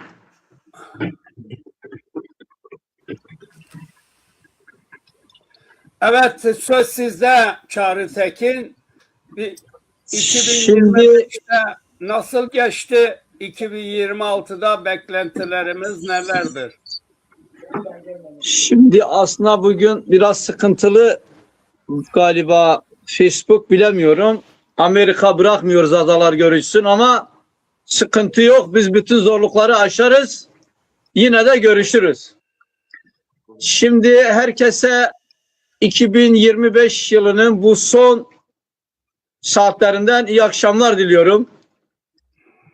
İlhami Çağrı Tekin, eski Dezapar Genel Başkanı. 2025 yılı nasıl geçti? Çok güzel bir soru Sayın Keke Mahmut Çağdaş. Size de saygılarımı, hürmetlerimi bildiriyorum. Bünyamin hocama özellikle saygılar sunuyorum. Ekran başında bizi izleyen, sonra da izleyenlere de hürmetler, saygılar sunuyorum. Abdülkadir Başkanıma da hürmetler. Şimdi 2025 yılı nasıl geçti?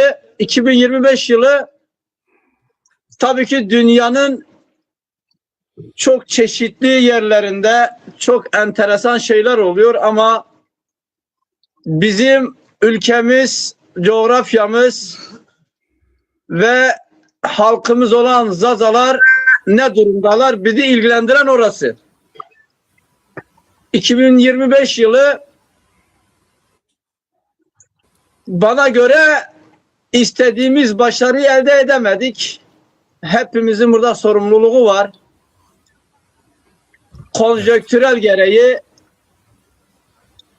kanunlar gereği tekrar kongre yapmak zorunda kaldık. Demokrasi Zamanı Partisi'nin geçmişini hepiniz biliyorsunuz ama ben kısaca bir değineyim. 2025 yılı için bunları tekrar belirtirsek çok iyi olur diye düşünüyorum. 2025 yılı Zazalar için aslında tek tek sayarsak 12 parçaya, 12 gruba ayırıp tek tek tartışmamız gerekiyor. Ama ben kısaca iş yerinde olduğum için kısaca şöyle bir 3-4 başlığa değineyim. 2024 yılında yaptığımız 2 kongre ile 2025 yılına daha donanımlı, daha sağlıklı, daha da heyecanlı girdik. Tamam tuttum şeylerim. Bazı işler nedeniyle yok çıkmadı. Tamam. Bazı işler nedeniyle bazı aniden gelişen siyasi nedenlerden dolayı 2025 yılında tekrar bir kongre yapmak zorunda kaldık. Bunu da hepimiz takip ettik süreci. Zazalar için bayağı tartıştık. Tabii bizi destekleyenler, bize karşı gelenler,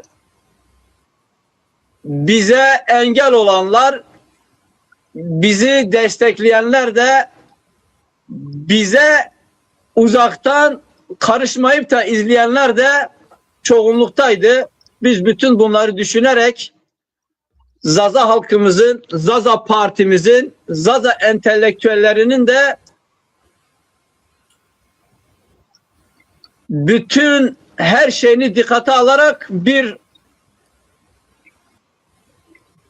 ortak beraber birlik ve beraberlik içerisinde bir 2025 yılı 2026 yılını geçirmek istedik. Bunu da başardık. Tabii ki partimiz Kongreler Partisi'dir. 8 yıllık bir partimiz var. 6 tane kongre var. Yani neredeyse her bir yıla bir kongre düşüyor. Mecburuz bunu da yapmaya. Çünkü kongreler yaparak kendimizi tekrar yeniliyoruz. Bize engel olanların tekrar bir Evet Çağrı Tekin demokratik dinliyorum. tepki vermek istiyoruz ki biz bu kritik süreçleri geçelim. 2025 yılında böyle bir kongre ile tekrar karşılaştık. Sayın Bünyamin Yıldız hocamı ben bu partinin başında görmek istedim.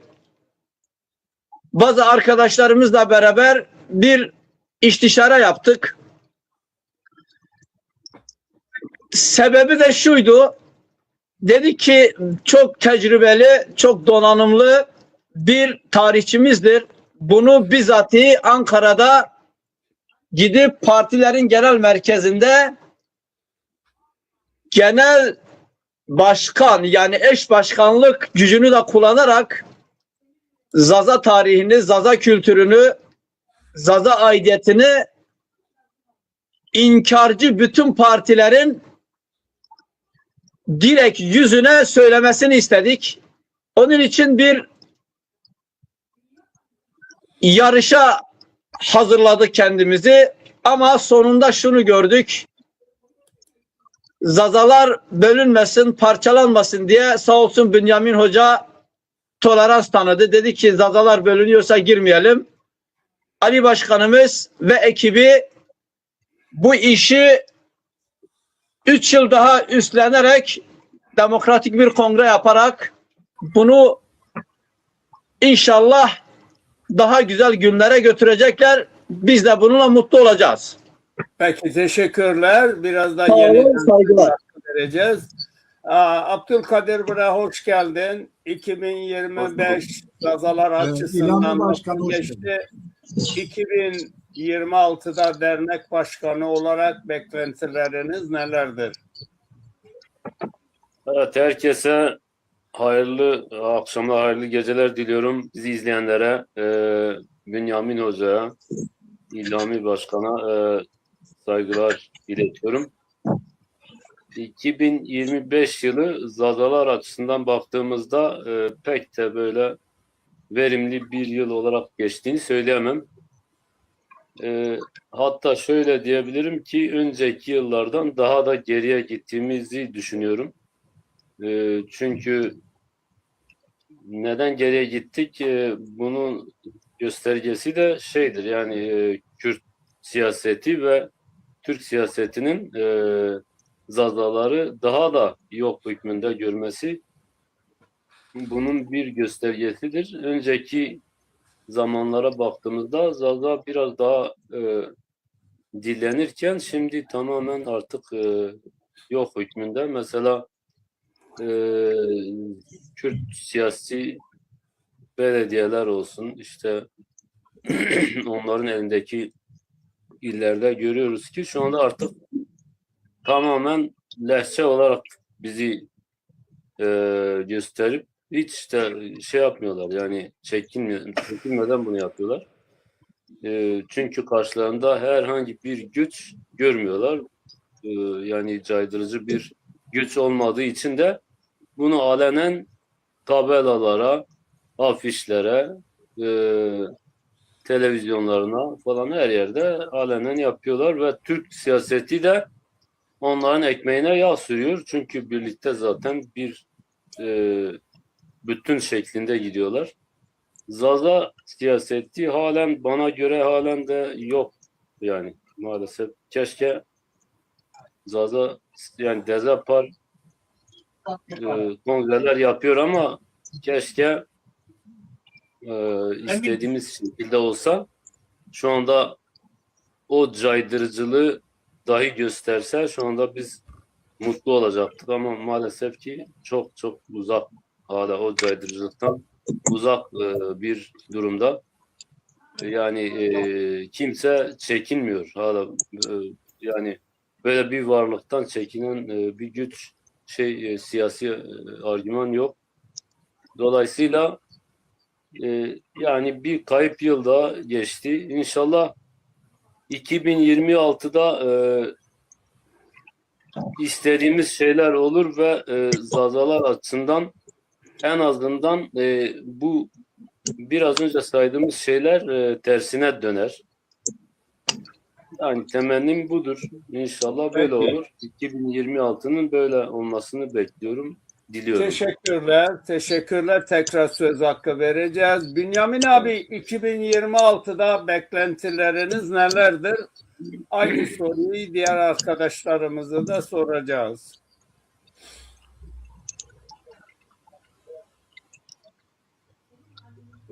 Bünyamin abi.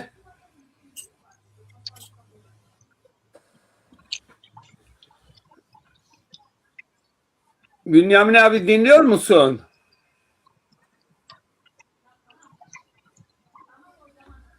Alo. Evet, 26. Evet, dinliyorum. Buyurun, 2026'da tabii çok şeyler bekliyoruz. Öncelikle bizim halkımıza hayırlı, uğurlu, bereketli, yani bir yıl olmasını dileriz. Tabii Zaza dilimiz yok olmaması için bütün Zaza halkın insanlarına, tabii birçoğu bilmiyor ne yazık ki, öncülerimiz bunları tanıtmıyor. Evet, 26'da bütün sanatçılarımız Zazaca konuşan, kendisine Zaza Kürdü, bu çok çirkin bir şeydir, ayıptır üstelik. Kürt olmak kötü bir şey değil ama Kürt, hem Zaza hem Kürt demek çok çirkin olur. İşte Türkmen Türküyüm ben. Bu da çok çirkin. Türk olmak da kötü bir şey değil. Arap olmak da kötü bir şey değil. Siz bütün Zazaca konuşan, bu Kırmançki diye geçer, Kurtki diye geçer. Hatta Kürtçe bile Farsça ve Metçe bir de Zazaca'nın karışımından oluşan.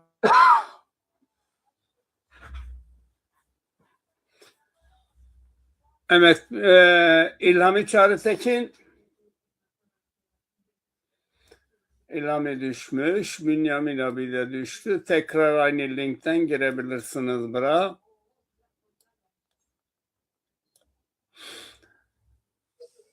Evet, seninle devam ediyoruz. Arkadaş gelene kadar.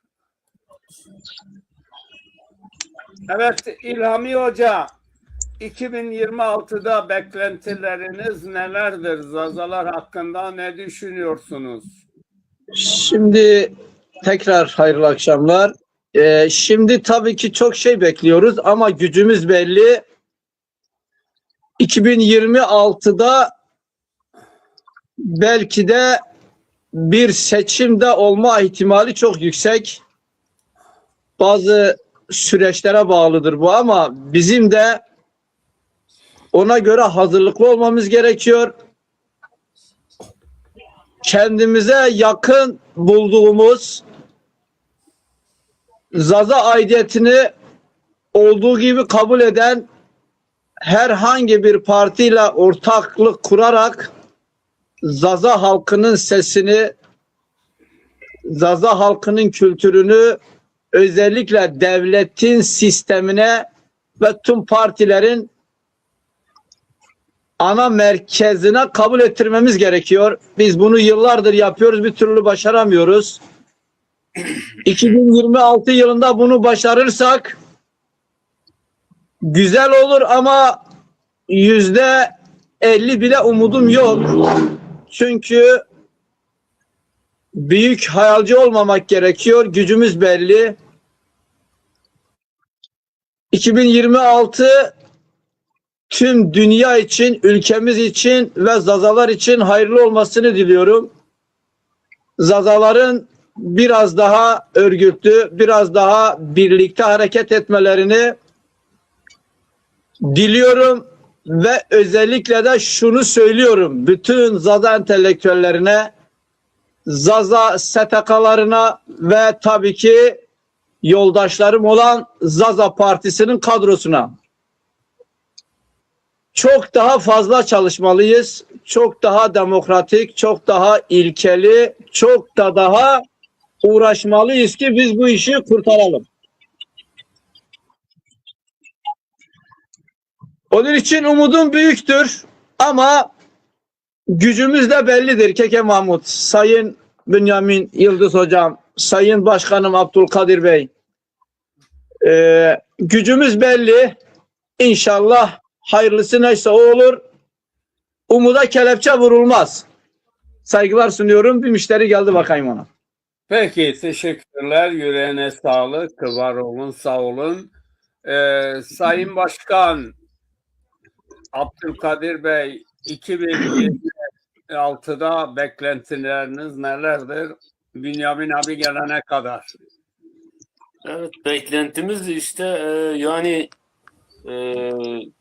şimdi İlhami Başkan Dezappar'dan sürekli bahsediyor. Ben de Dezappar'ın başarılı olmasını diliyorum öncelikle. Teşekkür ediyorum. Şimdi siyasette tek gücümüz başarılı o. olmasını gerçekten canı gönülden istiyorum. Yani bundan emin olun. Evet. Bu Eminim, konuda bundan şüphe eminim. yok. Eleştirilerim yerindedir. Baş gözüsün. Tabii eleştirilerin yerinde. Ben Evet. insan sevdiği şeyi eleştirir. Ben öyle düşünüyorum. Yani Evet. ben sevmesem hiç dikkate almam zaten. Teşekkür Ve ediyoruz. gerçekler de bunlardır. Yani bu inşallah bir gün öyle şeyler olur ve överiz. Yani överek konuşuruz. Ben istiyorum yani öyle bir gün gelir inşallah. Burada farklı şeyler konuşuruz inşallah. O günleri bekliyoruz. İnşallah 2026 bunun yılı olur.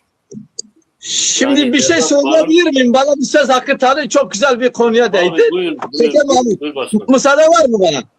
Var, buyurun. Şimdi 2016 ve 17 aklıma geldikçe Abdülkadir Başkanım, umudum daha da büyük oluyor. Bakın, Sayın Mahmut Çağdaş 2016 yılında ilk irtibat kurduğum Zaza, yani Hür Zaza siyasi hareketinin ilk insanıdır. Şöyle bir cümle kullanmıştı, hiç unutmam.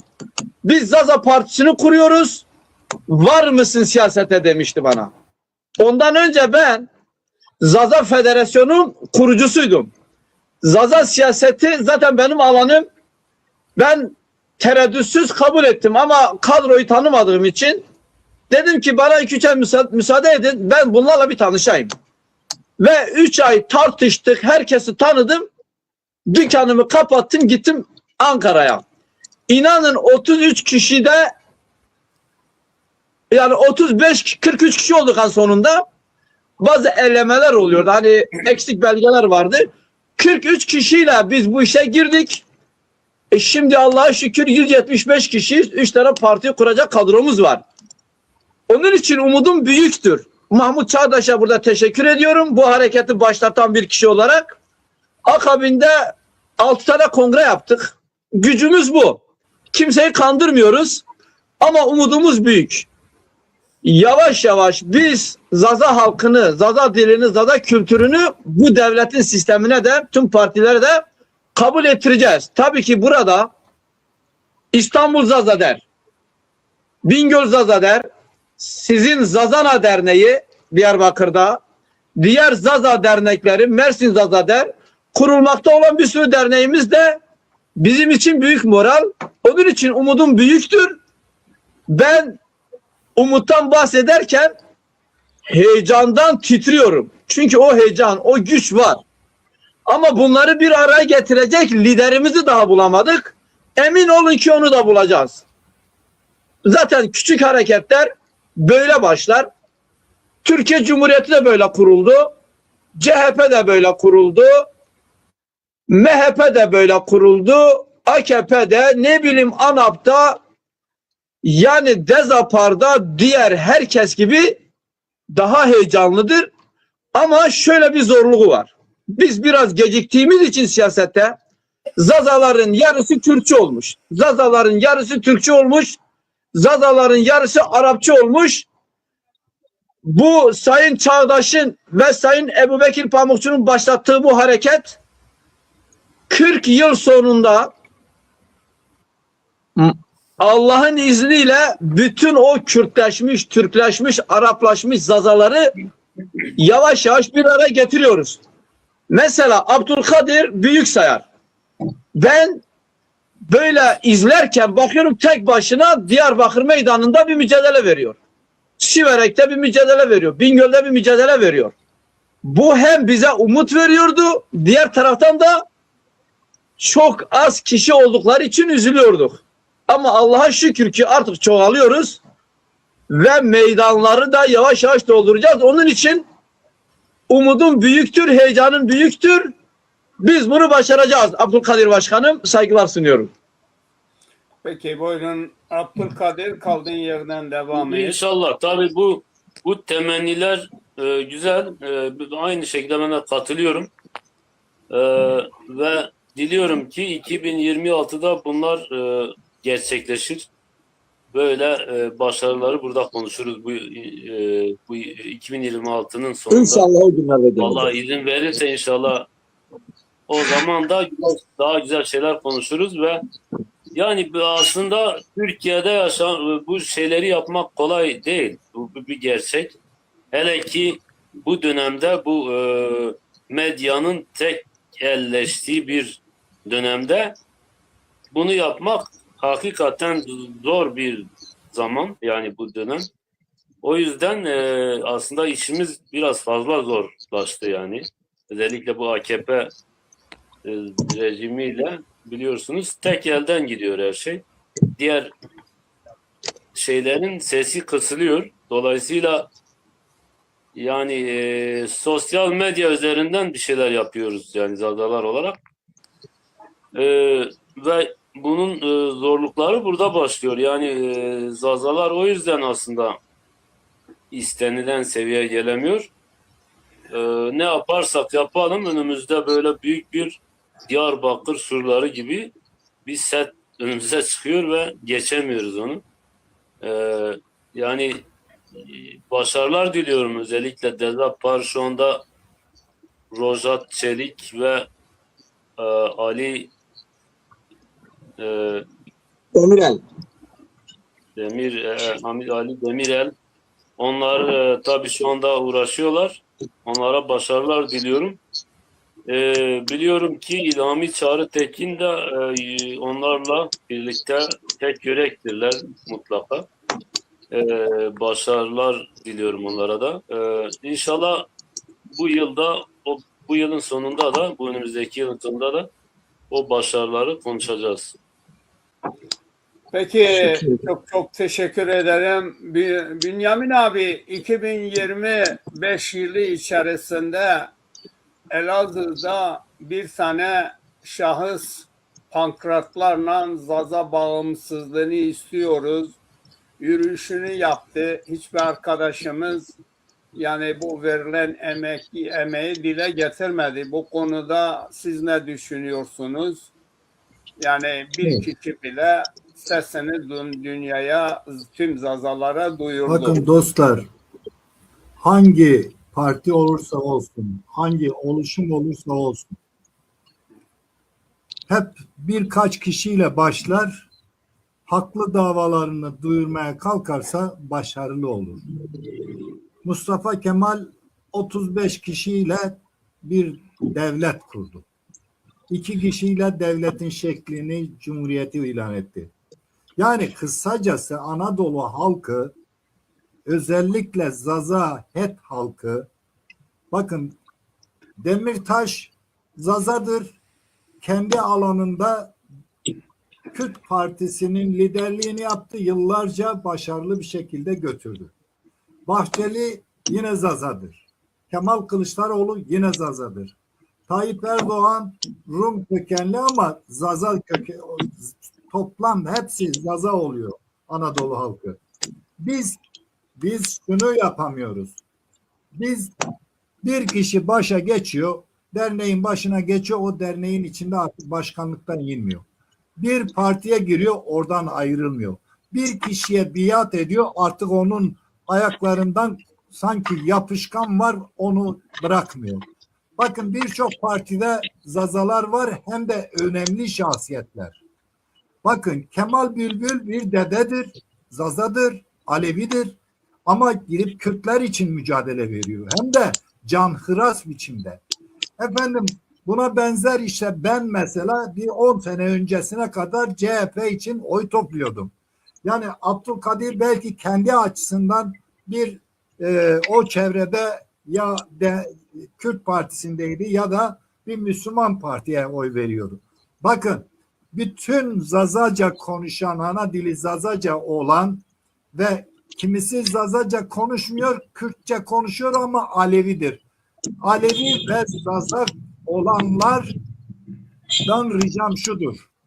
Bakın sizin geçmişiniz Anadolu'nun en eski halkısınız. Evet şu anda kim duyuyorsa inanmayacak bu sözlerime. Ya arkadaş belgelerle konuştuğum halde şimdi bu şartlar altında çıkarları var demektir. Şimdi bir 26'da beklentim şudur. Bütün Zazaca konuşan herkes sanatçı ise ricam şudur. Kendi diliniz yok oluyor. Kendi eğer Aleviyseniz inancınız yok oluyor. Kendi kültürünüz yok oluyor. Bu size biraz dokunuyorsa gelin örgütlenmeyi eğer olan örgütlenmeyi beğenmiyorsanız, başarılı kendinizi buluyorsanız el birliğiyle gelin biz toplanalım. Artık şu egoizmi bırakalım. Böyle birbirimize çelme atmayı bırakalım. Bir başka insana kul olmayalım. Bir başka görüşe, Anadolu'dan olmayan bir görüşe köle olmayalım. Lütfen bir bilim adamı olarak, bir araştırmacı, tarihçi olarak hepinizden rica ediyorum. Bir sürü sanatçımız var. Adam Kürtçe konuşuyor. Zazaca dediğini biliyorum. Adım gibi eminim. İşte Gülten Kışalak mesela Zaza kökenlidir. Dedenin kızıdır. İşte bilmem Dersimlidir. Ama Kürt için uğraşıyor. Zazaca yanımda konuşmayın diye paralanıyor. Şimdi bunları bırakalım. Bakın Kürt olmak kötü değil, Türk olmak kötü değil, başka bir aborjin olmak kötü değil. Ama herkes kapısının önünü temizlerse Anadolu halkı barışı gerçekten istiyorsanız şunu kesinlikle söylüyorum. Barışı istiyorsanız. Bakın Zaza tarihi 1 milyon yıllık diye ben söylüyorum. Bir tanesi çürütmedi ama bir tanesi de kabul etmedi. Bir tanesi de konuşmuyor ya. Demiyor ki hocam nereden çıkardı bunu? Belge sunuyorum, kaynak sunuyorum. Şimdi 1 milyon yıllık geçmişi olan bir halk bir sürü imparatorluk kurmuş. Bakın Hitit devleti, Sümerliler 35 şehir devletiydi ve Anadolu'da bugünkü Türkiye'nin en eski halkı olan Hetler 17 şehir devleti vardı. En son artık Hurrileri diyelim, ondan sonra Aluvileri diyelim, ondan sonra bu nedir? Sasanileri diyelim, o küçük devletleri saymıyorum. Bunun yanında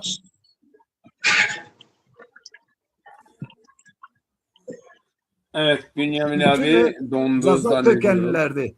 Bakın devlet kuran bir geleneklerden geliyoruz. Biz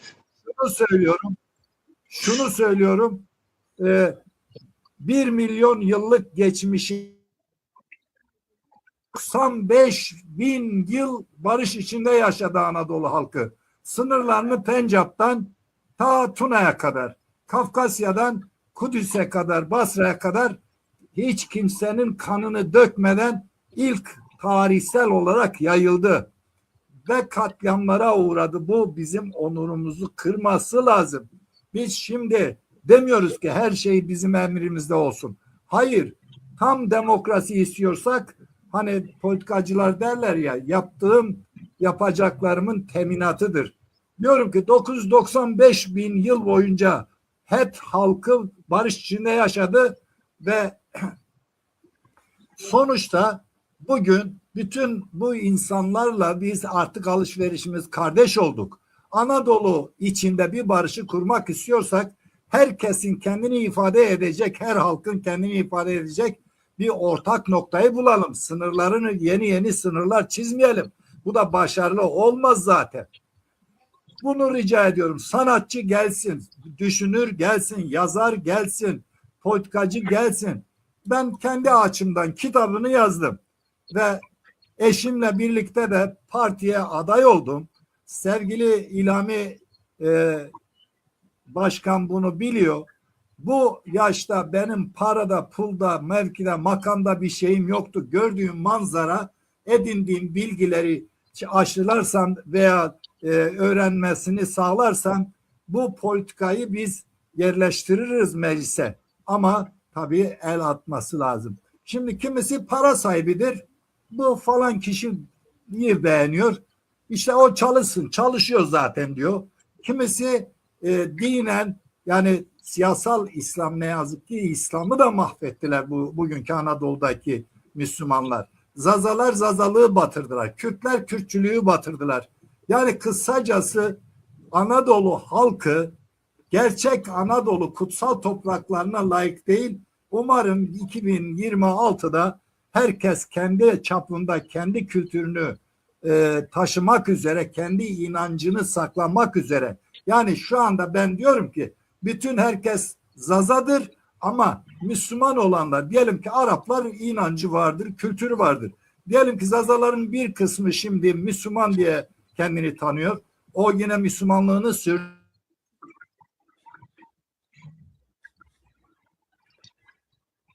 Ses kesildi zannediyorum. Bünyamin abi çık yeniden gir bırak.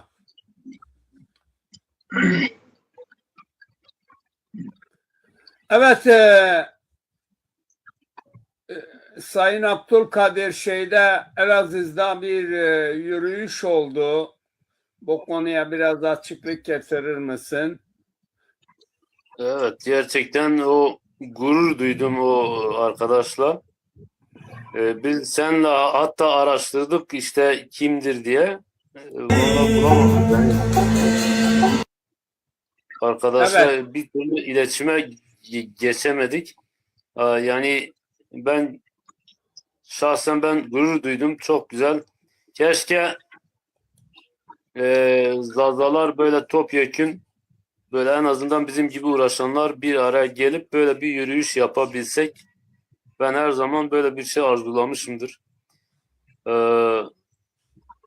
Bize aslında yol gösteriyor yani bu fotoğraf resmen bize yol gösteriyor. İnşallah böyle bir yürüyüş yaparız. Bu arada ben Bünyamin Yıldız Hoca'nın bir lafı vardı. Ben ona cevap olarak bir şey ekleyeyim.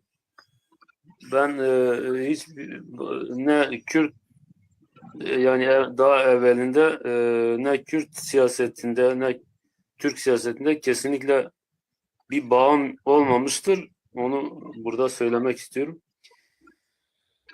Peki çok teşekkürler. Bünyamin abi bunu Son duymuştur. sözlerimi söylüyorum.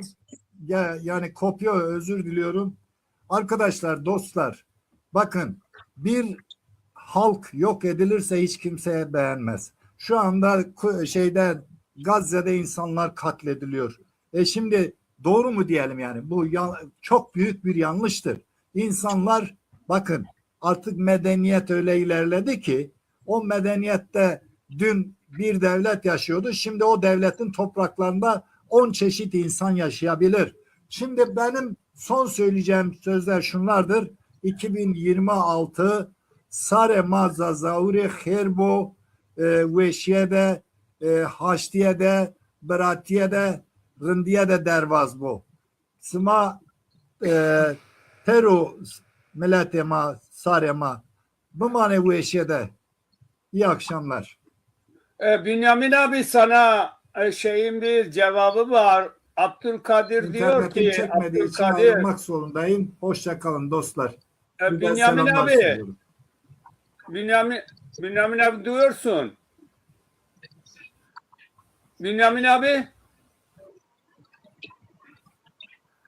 Bünyamin abi Abdülkadir diyor ki ben genç yaşta Evet, dinliyorum. Çabuk söyleyin.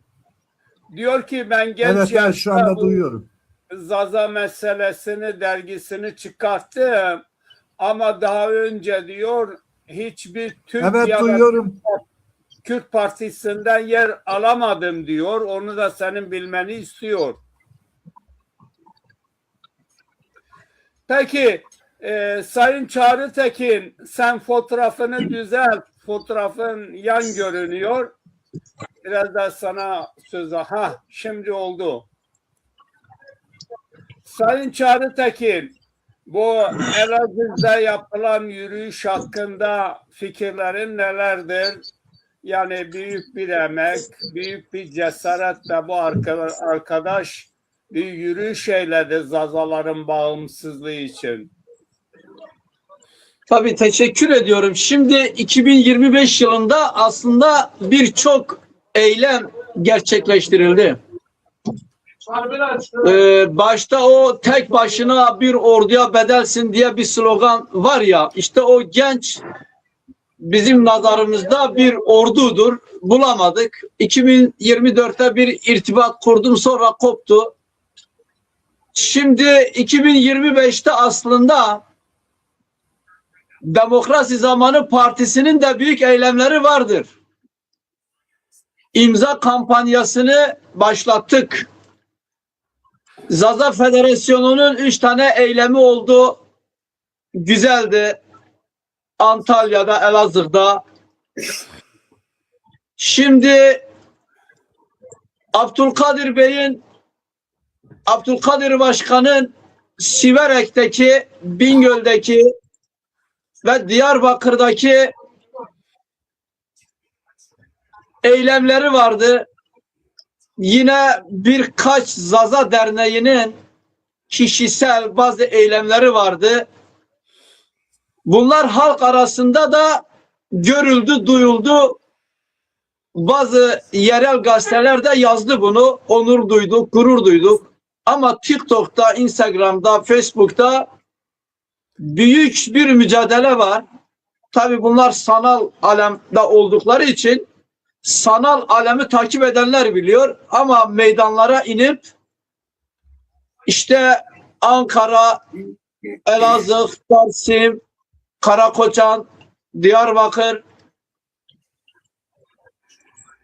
İstanbul'daki bu imza kampanyamız da aslında birer eylemdir.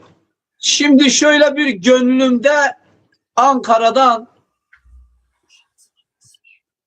Kayseri, Malatya, Elazığ, Bingöl üzerinden Diyarbakır'a ulaşmak için aslında bir yürüyüş tertiplenebilirdi.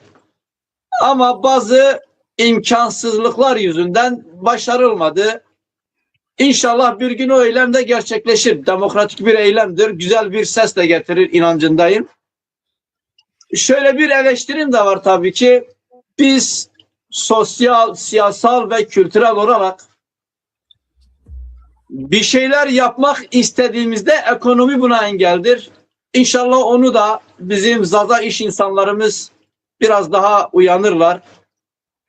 Sayın Ramazan Yıldız gibi, Sayın Abdullah Güven gibi, diğerleri müsaadeleri olmadığı için isimlerini saymayayım. Böyle biraz destek sunan insanlarımız inşallah çoğalırlar. Biz de diğer Türkler gibi, diğer Kürtler gibi bazı sivil itaatsizlikler yapabilelim. Demokratik eylemler yapabilelim. Ama biz daha kiralarımızı ödemekten, partimizin diğer giderlerini gidermekten zorlanırken böyle eylemler de aklımıza geçmiyor değil. Şimdi mesela bir şeye daha değineyim. Örneğin 2025'te Mersin Zaza Derneği'nin de birkaç eylemini gördüm. Gazete basıp dağıtmaları, birkaç kere meclise gelip bazı milletvekilleriyle Zaza meselesi üzerinden tartışmaları ve fotoğraf vermeleri takdire şayandır tabii ki. Bu işler de böyledir. Kolay kolay olmuyor. Bünyamin hocamın dediği gibi Atatürk 35 kişiyle bir ülke kurdu. Abdullah Öcalan 5 kişiyle bir örgüt kurdu. Bugün masaya oturtacak kadar güçlendiler. AKP 25 yıldır ülkeyi yönetiyor. 33 kişiyle bu işe girişti. Umutsuz değiliz. Zazaların sayısı milyonları geçmiş. Ama örgütlü çalışan Zazaların sayısı binleri bulduğu zaman biz de bütün bu demokratik eylemleri daha da güzel yaparız.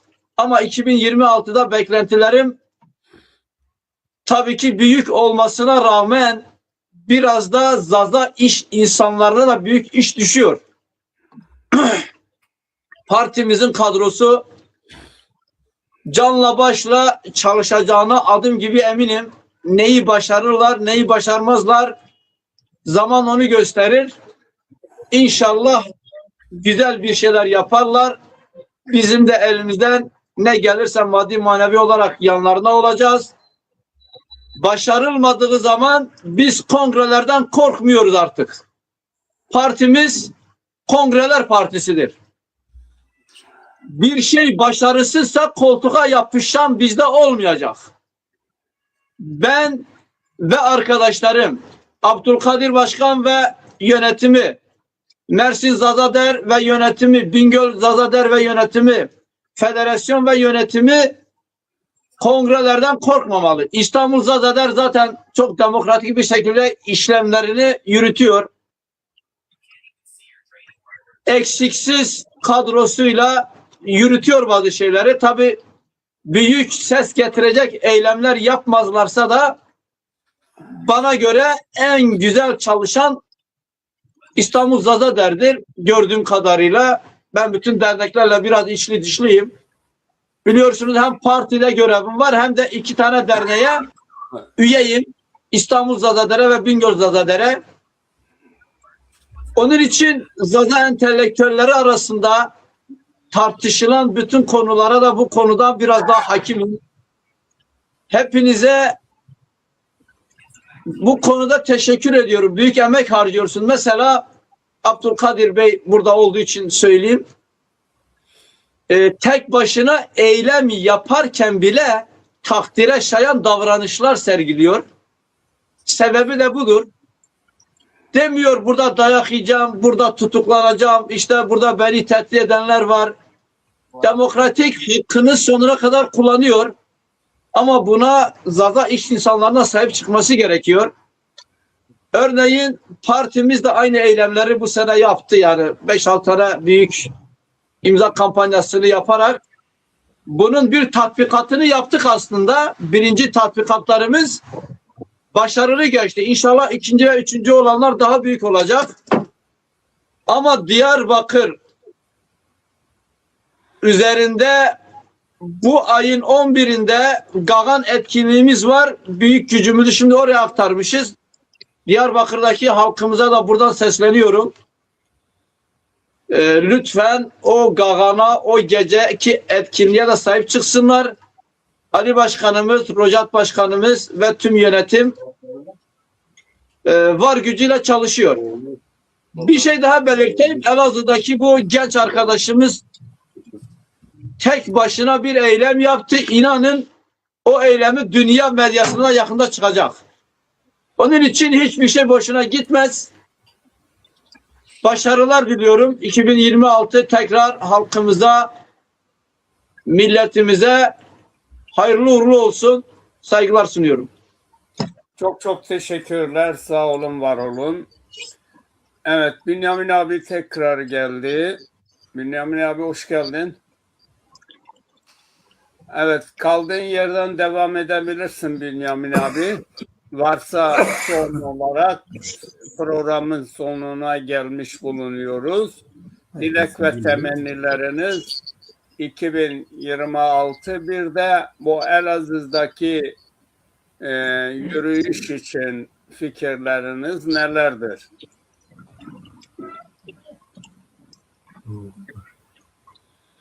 Bu sefer onların gitmiş olmak öyle duruyor.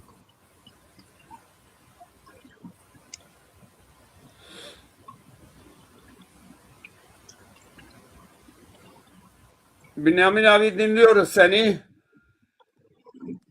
Düştü gene ya. Bünyamin abinin eskiden yayını çok güçlüydü ama bu birkaç defadır yayından hep düşüyor. O da ayrı bir sorun. Evet Sayın Başkan, sizi dinliyoruz. Kısa öz.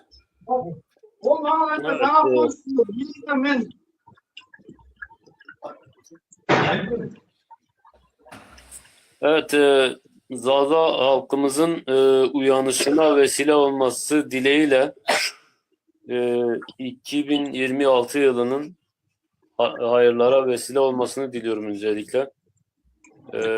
Tabii sadece Zazalar değil, bütün insanlığa inşallah barış getirsin. İnşallah mazlum halklar, inşallah savaşlar bitsin, öyle diyelim. İnşallah bizim Zazaların da gerçek hakkıyla böyle bir halk olduğu artık tescillensin. Özellikle Türkiye Cumhuriyeti'nin bu haksız zulmü, bu da bir zulümdür sonuçta. Yani bizi yok saymak, bu da zulümdür. Ha öldürdün, ha yok saydın, fark yok yani. İnşallah bunun da artık son bulmasını diliyorum. Kom ma temaşakanu sarra neveyini pirini bimbarek bu. Kom ma temaşakanu ve şu harbi hatırışma. Çok çok teşekkür ederim. Yayınımızın sonuna geldik. Hepinize saygılar, selamlar gönderiyorum. Yayınımıza katılan arkadaşlarımız yeni yılın hayırlı olmasını diliyorlar. Serra neviye sıma bimbarak bu diyorlar. Onunla birlikte tabii 2025'in çok verimli olmasa da Zazalar açısından uyanışı hızlandırmak için bazı çalışmaların yapıldığını dile getirdiler. 2026 yılında ise daha iyi bir çalışmanın yapılacağını belirttiler. Biz de SEVE olarak yeni yılda dünyaya çağrı yapıyoruz. Zaza halkı ve ülkesini tanıyın ve destek olun. Herkese yurt içinde, dışında herkese çağrımız vardır. Elazığ'da yapılan değerli görüşmeler kutluyoruz. Diliyorum. Hoşçakalın.